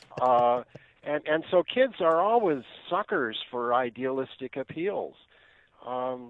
This is just a constant in human nature that people who've never lived through the consequences of, especially unintended consequences of well-meaning reforms, like rent control or raising the minimum wage or any of these things that sound good in theory but which run into human nature in practice, kids just don't have the grounding and experience to understand this. This is why throughout human history most societies have honored the elders, because they see the trouble ahead that is invisible to younger and less experienced minds. So I think we ought to raise the voting age to 35, but that's a radical view. Yeah, well, unfortunately, we have now generations of elders who never grew up either, and so it becomes that's reinforcing. A separate issue. Yes, exactly. It's not a life cycle issue. Thomas Lifson, editor and publisher of American Thinker, AmericanThinker.com. Tom, thanks so much for joining us. Say hi to my friend Robert Baer, too, will you? I will. It's a pleasure speaking with you. Thanks very much. And he joined us on our turnkey.pro answer line. The more you listen, the more you'll know. This is Chicago's Morning Answer. Morning Answer on AM 560. The Answer. Winners don't wait for chances. They take them, seizing opportunities that come their way, having the courage necessary to make the game-winning play when it's all on the line. It's what sets us apart from the rest. Your home for Husky basketball is right here on the Northern Illinois Husky Sports Network. The Huskies take on the Buffalo Bulls this Tuesday night at 7. Don't miss a minute of NIU basketball on AM 560, The Answer. Admit it, you're not getting enough fruits and veggies, and what you can do. Are you admitting it, Dan? You need to have more fruits and vegetables. I admit it, and I'm not going to do anything about it. When was the last time you ate a fruit? I have a little bowl of fruit with my chorizo and eggs for breakfast on the weekends. So I got that going for me. All right, that's nice. Good. But you should having a lot more, 3 times a day, fruits and veggies, and you can get that with Balance of Nature. Folks, the testimonials are 100% real. I've met Dr. Howard, the founder and creator of Balance of Nature. We've spent time together. He showed me the emails. I listened to those voicemails that he receives on a daily basis from people who are living healthier lives because they've been taking Balance of Nature. As Dan just mentioned, we're all busy and we don't get enough fruits and veggies, so you can do it in a capsule. Real fruits and veggies. It's packed with 30 fruits and vegetables picked at the peak of freshness. They flash dry it and then ground it into a powder, put it in a capsule, so it's easy to digest, and in a matter of days, you will notice a difference. Begin the new year by getting healthier with Balance of Nature and get 35% off when you order by using the promo code Chicago. So here's what you do. Go to balanceofnature.com, promo code Chicago, 35% off your order. Or call 800-246-8751. That's 800-246-8751. Hey, if you're missing teeth or even a single tooth, then dental implants are a fantastic way to regain your confidence, your smile, and your dental health. Hey, Sean Hannity here. So what are you waiting for? Find out now if implants are for you. Successful implants don't come from an implant factory. Skill, treatment, installation, those are the main differences for successful lifelong implants. That's why you need to see Dr. Neruzzi at Fox River Periodontics. Dr. Neruzzi is the recommended choice of dentists that don't do implants themselves. You need the experience, the skill, and honesty that over 25 years of dental implants brings, and you're going to be happy with your implant. It's not a mass production procedure because everyone is different. And Dr. Neruzzi wants to talk to you about dental implants today. This is Dr. Neruzzi. I personally guarantee your happiness with your implants. Call Fox River Periodontics at 630-232-7400. They're online at implantsforme.com. For years, St. John's Northwestern Military Academy has served young men with an outstanding education and preparation for life. And now I'm sure you've heard that the same opportunity is available for your daughters. St. John's is an excellent co-ed environment. It's not a school for troubled kids, oh no, but they will prepare them for college by focusing on rigorous academics and leadership. I know because I sent Peyton and Eli there for the summer. The boys turned into men.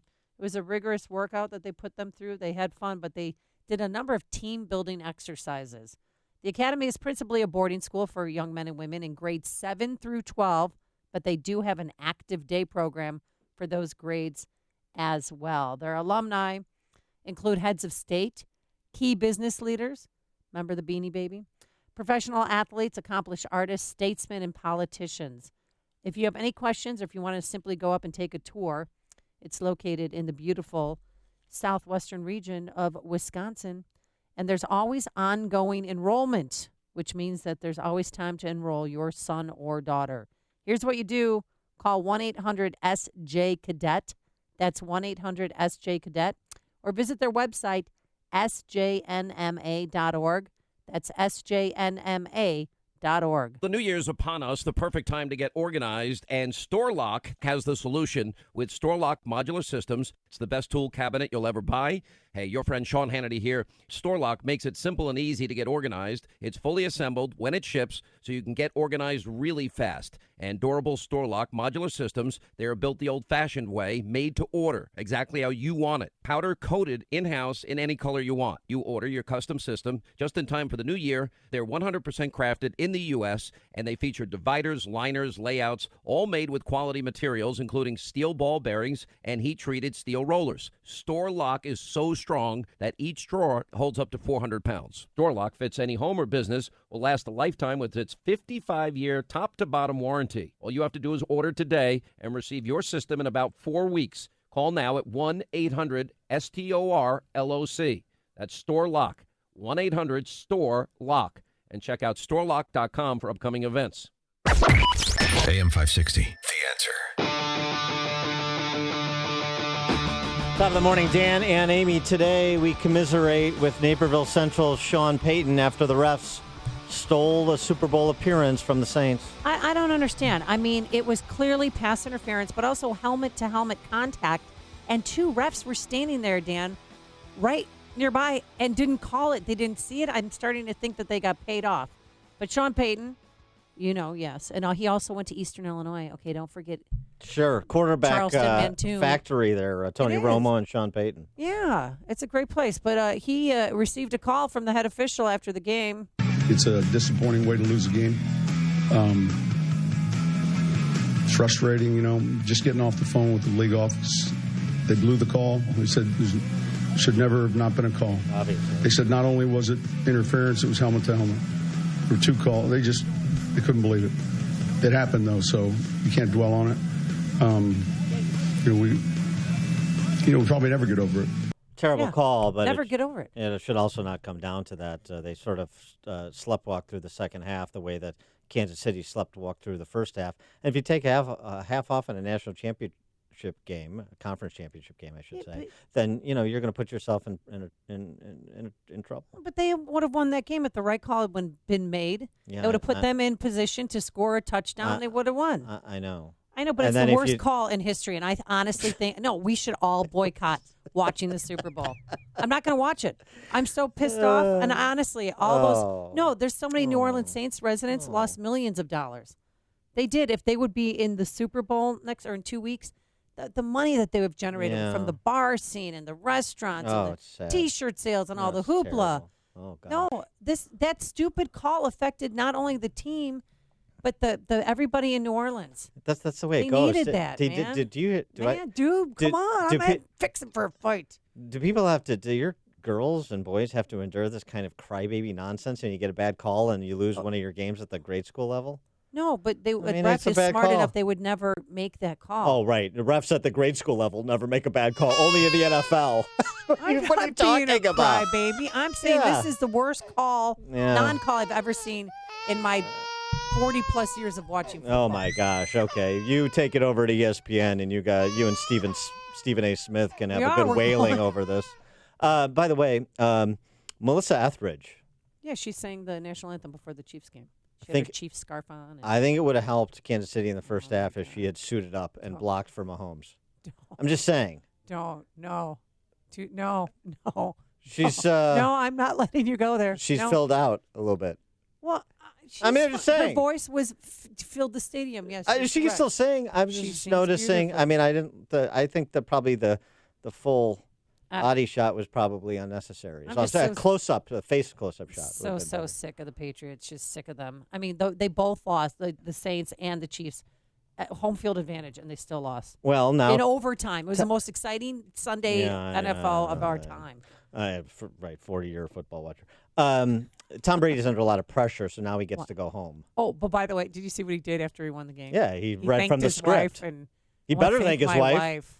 You think Giselle needs his piddly NFL money? He doesn't win. He doesn't thank her on national TV. He's out. You don't know the kind of pressure Tom Brady lives under. You think he's got it all? He did look a little scared. Guy's in a pressure cooker. That guy's. By the way, yes, the Rams they have up winning by 1 point right now. When are we going to arrest all of the Kansas City Chiefs players, front office, and fans for doing the tomahawk chop and the war chant? Arrowhead Stadium. Where are the cultural Marxists when you need them? Where is Colin Kaepernick to organize a lynch mob when you need him? Huh? What about that? No mention of the tomahawk chop. Why aren't there protests outside of Arrowhead Stadium? Yeah, outside of Arrowhead. It's called Arrowhead. Right, to burn the stadium down, to rename the Chiefs, and to arrest all of those people who did the Jane Fonda, Ted Turner tomahawk chop. I was so offended, wasn't I? Yeah. I'm supposed to be, aren't I? I can't remember. It's so difficult to keep track of this. Coming up on Chicago's Morning Answer. Speaking of which, the Covington Catholic controversy. Take your calls at 8:38. But first, into the newsroom we go. Here is Mike Scott. Partly sunny skies, 8 degrees above. Senate Majority Leader Mitch McConnell is expected to bring President Trump's border proposal to a vote this week as the partial government shutdown enters day 31. Meantime, in the Senate, California Senator Kamala Harris says she'll make a run at president. The future of our country depends on you and millions of others lifting our voices to fight for our American values. That's why I'm running for president of the United States. But former Starbucks CEO Howard Schultz is putting his money behind himself, apparently, thinking about running for president in 2020 as an independent. Capital murder charges looming for a suspected Alabama cop killer. Prosecutors say yesterday afternoon, 19-year-old Marco Perez shot and killed 30-year-old officer Sean Tudor in West Mobile. Mobile County District Attorney Ashley Rich. We will ask that the defendant be held without bond until his trial, which, as you know, takes years. We will ask that. It will be up to a judge to make that decision. Perez was wanted on federal gun charges and, according to police, faked his own kidnapping just weeks ago. United Airlines says they'll issue refunds and rebook passengers stranded in Canada for more than a day and a half.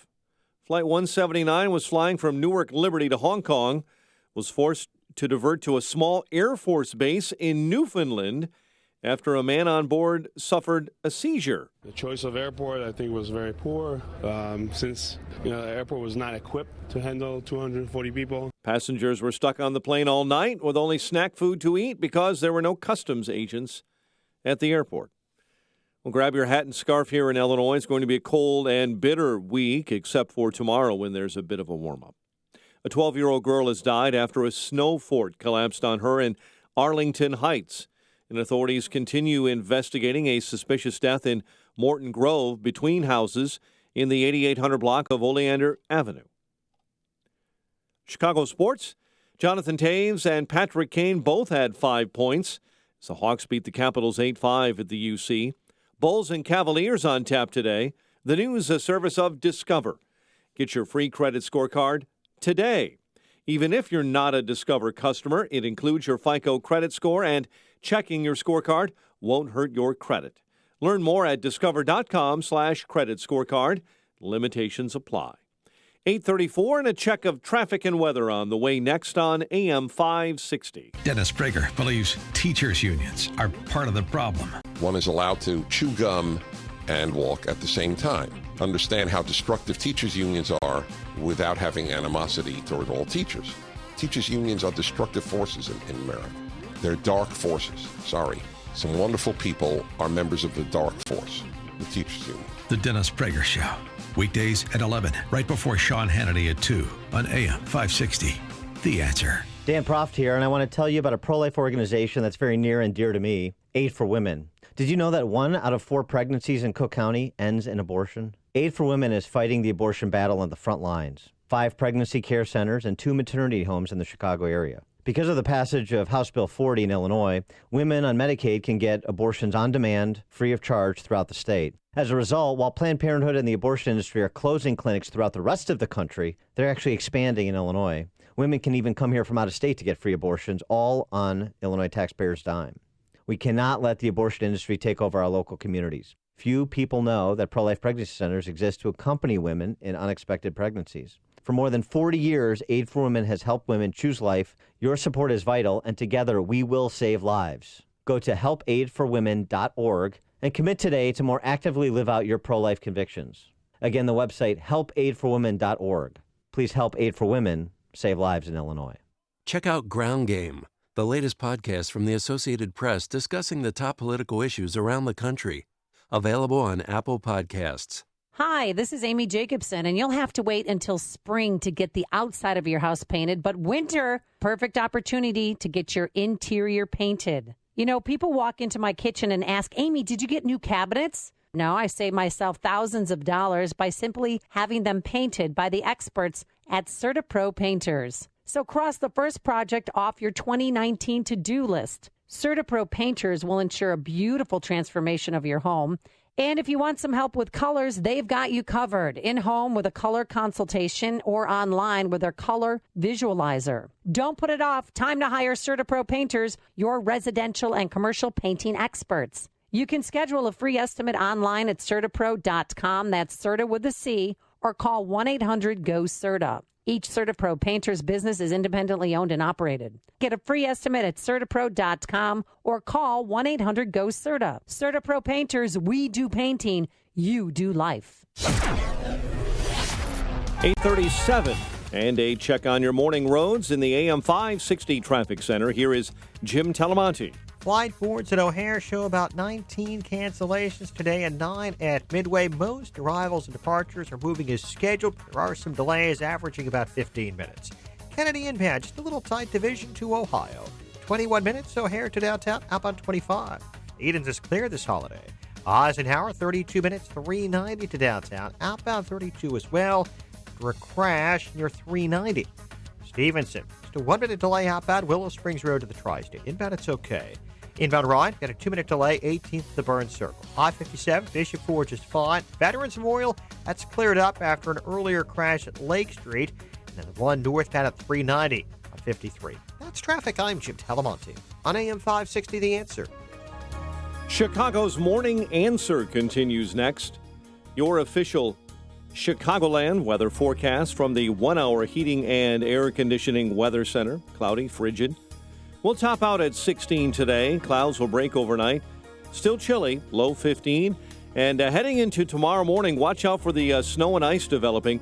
High near 36. We could see a very slushy mix, and that very likely will have an impact on your morning commute and actually your commute throughout the day. 9 degrees above at O'Hare, 11 along the lakes front, and still in the negative numbers in the far western suburbs. Your next news update is at 9. Chicago's Morning Answers with Dan and Amy continues next on AM 560, The Answer.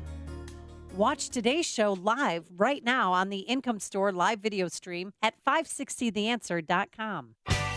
Only the biggest stories, only the biggest guests, and only the biggest opinions. This is AM 560, The Answer. Top of the morning, Dan and Amy. Let's talk about what went viral and what didn't. Covington Catholic schoolboys waiting for their buses at the Lincoln Memorial did. They were there for the pro-life march on Friday. Right, correct. This offering from Cash Bentley. He's some Instagrammer slash half-ass rapper. He sees 2 white kids in a restaurant area, like in one of those, like at an airport, like big restaurants. You've got all the kiosks of restaurants. sees two young white kids wearing MAGA hats, and he walks up to them while filming himself, saying this. Look at these with the fucking hat on. Let me see your hat. Let me see your hat. You and you is oh God, you niggas can get knocked the fuck out right now. Look at your fucking hat. You's retarded. Fucking retarded. Hey, brother, hey, brother, hey, brother. Look at this, brother. Oh, sorry, ass. Hey, brother, crack, y'all get beat the Nobody's much covering that. And, I mean, in terms of, like, profile, it's just one person you don't know accosting two people you don't know with MAGA hats on. So I'm not sure how different that is than what you saw in D.C. over the weekend that became an international story. You got a group of high school students you don't know wearing MAGA hats and some protesters you don't know protesting whatever they're protesting. And there's really no aggressive or violent rhetoric from the kids toward the Native American elder or towards even the Black Hebrew group that was talking to them the same way Cash Bentley was talking to those kids in this other video. And it was completely misreported. And sorry to say, sad to say, we talked to Rich Lowry from National Review at the top of the 7 o'clock hour. He had to offer a mea culpa, like so many did, including some of the best and brightest Catholic thinkers in the world, Robbie George at Princeton. There was a snippet played that didn't give you full context of the interaction between the Covington kids and the Native American gentleman. And there was the rush to judgment. They're going to be investigated. The kids face possible expulsion. The school apologized. The mayor of Covington, Kentucky is defending the values of his town. And there was no interest in getting perspective on what actually went down and how it went down. Well, I was surprised this morning at 3 a.m. to see CNN. They did an actual 2-minute package on this to explain what happened leading up to that and actually defended the kid in the MAGA hat. Well, I was shocked. And they played it all because it's not pleasant what was going on. Nick Sandeman, who is the Covington Catholic High School junior, who was the person you've seen, if you've seen it. Who's facing expulsion this morning. Nose to nose with Nathan Phillips, who's the Native American elder, beating his drum. He released a statement late yesterday identifying himself as the student who was confronted by the Native American protester. I arrived at the Lincoln Memorial at 4:30. I was told to be there by 5:30. When our buses were due to leave Washington for the trip back to Kentucky, we had been attending the March for Life rally. When we arrived, we noticed 4 African-American protesters who were also on the steps of the Lincoln Memorial. I'm not sure what they were protesting, and I did not interact with them. I did hear them direct derogatory insults at our school group. This is the Black Hebrews group, and the interaction, I guess, with the Covington Catholic students who were waiting for their buses. Listen,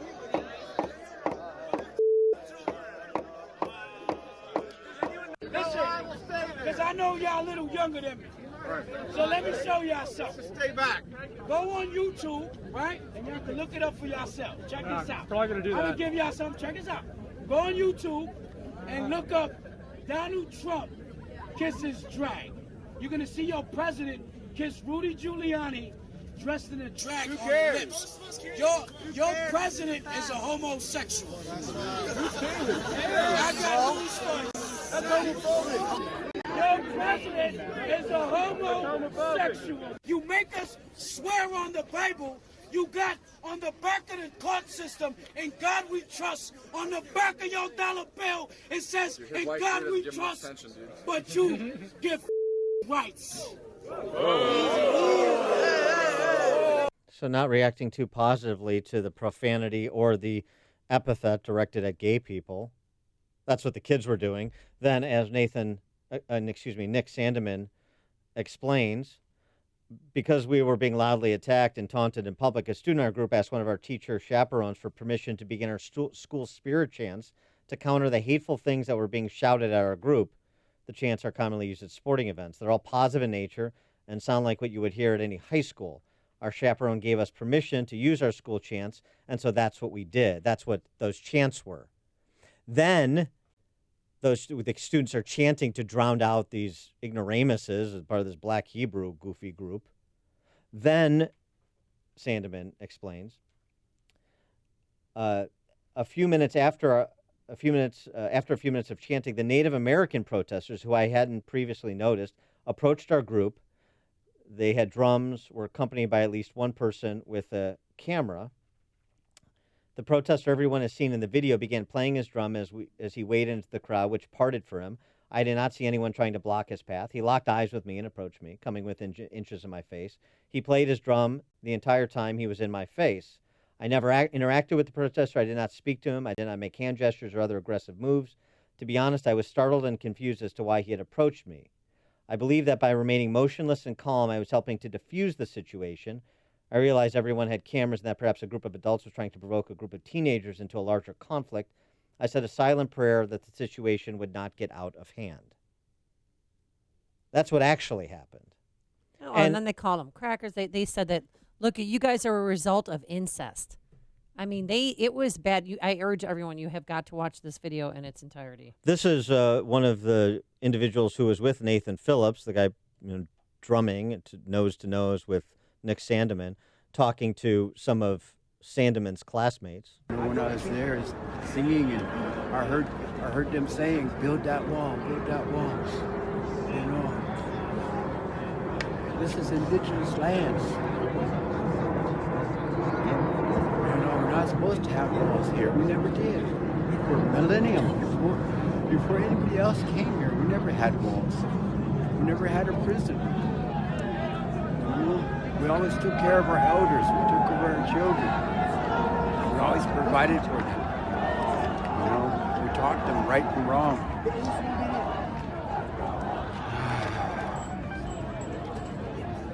I wish I could see that energy of that young mass of young men to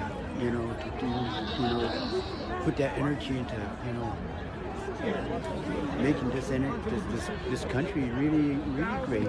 So that was Nathan Phillips, of course. Because it was also Indigenous Peoples Day, so that's why it was just like a calamity of errors. They just all ended up in the same spot. But the Hebrew or the Black Hebrews, Israelites, or you call them Black Hebrews group, well, that's the all name they of the group. are agitators. I mean, that's...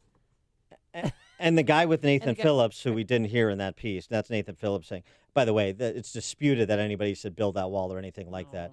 Nathan Phillips, the guy with Nathan Phillips, said, white people, quoting, white people go back to Europe. This is not your land. He curses the students with F-bombs. He goes on, quote, you're being a white man about it. That's all you know how to do. And so there's that interaction with them as well, and remembering that they came to these Covington Catholic high school kids, not the other way around. Right. So thankfully, like Rod Dreyer and Gateway Pundit and others actually dug into this a little bit because it completely flipped the story on its script when you got all of this context. But meanwhile, you've had, as I said before, apologies from the likes of Robbie George and Rich Lowry and many others for what the conclusions they jumped to based on those snippets reported by those D.C. press corps outlets we know are more interested in trying to tell a particular story than they are in doing anything resembling fact-based reporting. So we can't forget our cynicism based on the source. We need to ask questions before we jump to the conclusion that D.C. press corps outlets would like you to jump to about anybody wearing a MAGA hat. Just social media in general. I mean, they saw that and they're like, oh, look, white privileged kid from probably a nice neighborhood in Kentucky is wearing a MAGA hat and staring down a Native American Indian, a Vietnam veteran also. They brought that up too. Yeah, what they didn't bring up about Nathan Phillips is this is not his first brush with activism or conflict. Here's a story from April of 2015. Native American claims racial harassment by Eastern Michigan University students dressed as Indians. The Native American claiming harassment? Nathan Phillips. Was just out for a walk on a mid-April Saturday afternoon, and he comes upon a group of college students who he says had little feathers on. I was just going to walk by, and then a group of them said, come over here, and they engaged him. Yeah, right. Maybe a little bit. So, Nathan Phillips, I guess he'll be outside of Arrowhead Stadium at some point. I mean, the whole idea of respecting your elders, letting people peacefully protest, even if they're saying kooky things like those black Hebrews, quote unquote, that's the name of the group again. That's one thing. But when you have a high school kid who, at least from his perspective, is trying to diffuse a confrontation that was initiated by the activist elders, and you hear some of the other rhetoric from his colleagues, I'm talking about Nathan Phillips' colleague, boy, it really turns the story on its head, doesn't it? So it'd be very interesting to see how the matter will be adjudicated back home in Kentucky. I hope people, we certainly will, follow up to see what school officials do, since their first instinct was to fold. Oh, yeah. And possible expulsion, not only for that kid, but for the whole group that was with him. 312-642-5600, turnkey.pro answer line, 64636-DA, turnkey.pro text line. Tom in Deer Park, you're on Chicago's Morning Answer. Dan, Amy, great coverage on this subject. I consider myself a never Trumper, and I can't stand the sight of those hats. And I saw the initial coverage on Saturday, and I've got to admit that I personally was in the mea culpa camp. I did a complete 180 as the story changed, as the facts came out, as did most, if not everybody, from the right, from National Review to the outlets you mentioned. And I'm just curious.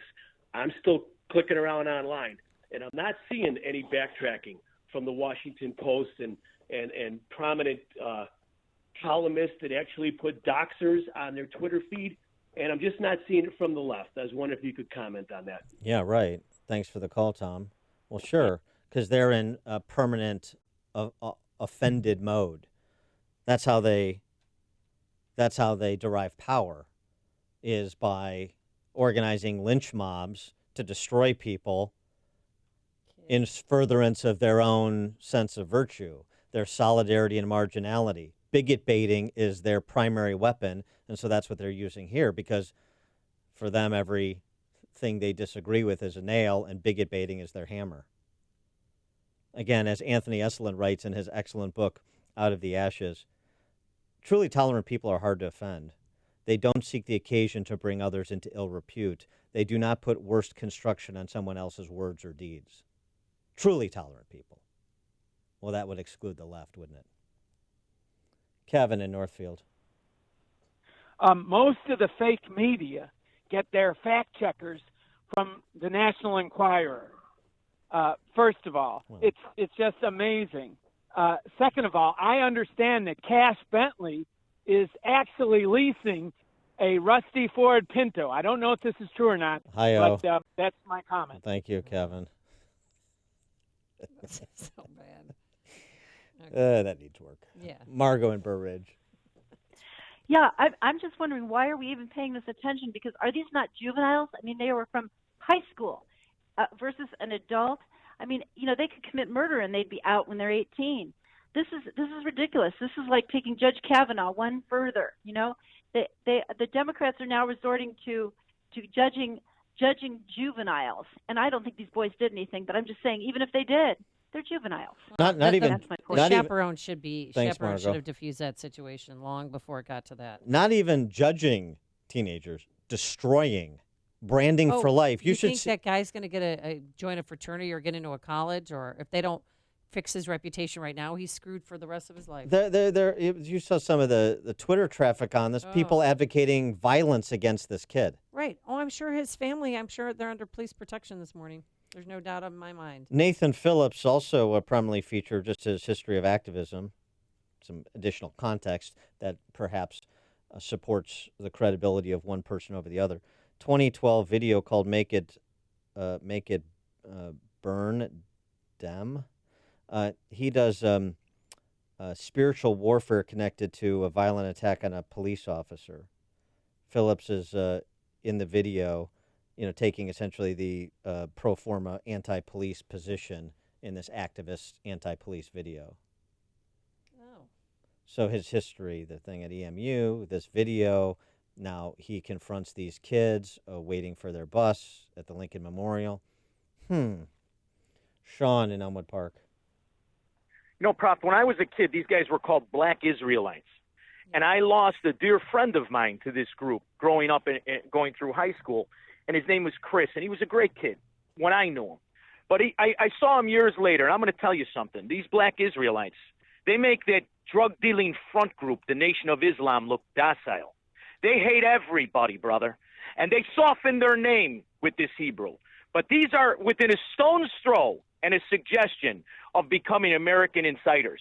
And that's what their goal is, and that's what they did to this kid. But I'll tell you what, you caught the right kid. Because if that would have been a couple of Melrose Parkers, that would have looked a lot more like a Rodney King video than standing there staring you in the eye. You start chanting that and walk up on me, we're going to war. Because you could pry my freedom from my cold, dead body. And that's where this is going. I guess, Sean, I don't want to impugn St. Joe's, but you went to St. Joe's in Westchester, did you not? Yes, I did. I guess and my dearest friends were the kids there on basketball scholarships. Yeah, well, who were not white. Yeah, well, the Covington, I guess sort of the Catholicism that the kids are learning at Covington was different than the Catholicism you took away from St. Joe's. And They prey on desperate. All religion. Yeah, thanks for the call, Sean. And to be clear, I'm impugning Sean, not St. Joe's. There's only one radio show in Chicago talking about today's biggest stories and telling you what they really mean. That show is this one, Chicago's Morning Answer on AM 560, The Answer.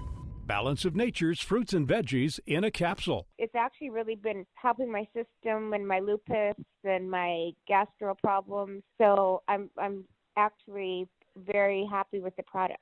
Acid reflux is pretty much under control. That's why I keep taking it.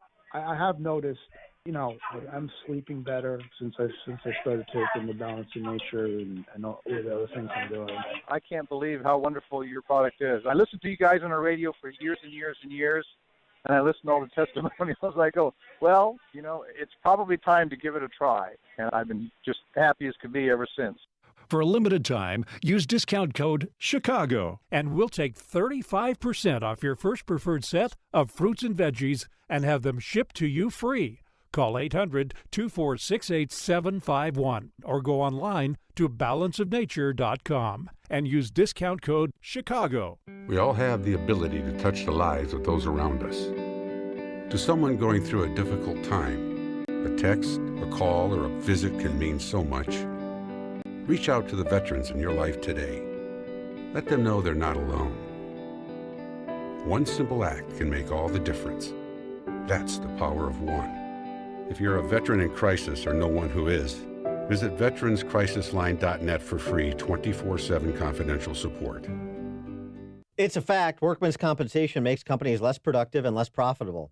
It becomes more complicated with every amendment by the legislature. It's an increasing burden on employers. It's important that your company identify the risks and do everything possible to minimize your exposure. For more than 3 decades, the firm of Spiegel and Cahill, a food for the poor business benefactor of AM 560, has effectively represented businesses and insurance companies in Illinois and Indiana with workmen's compensation defense.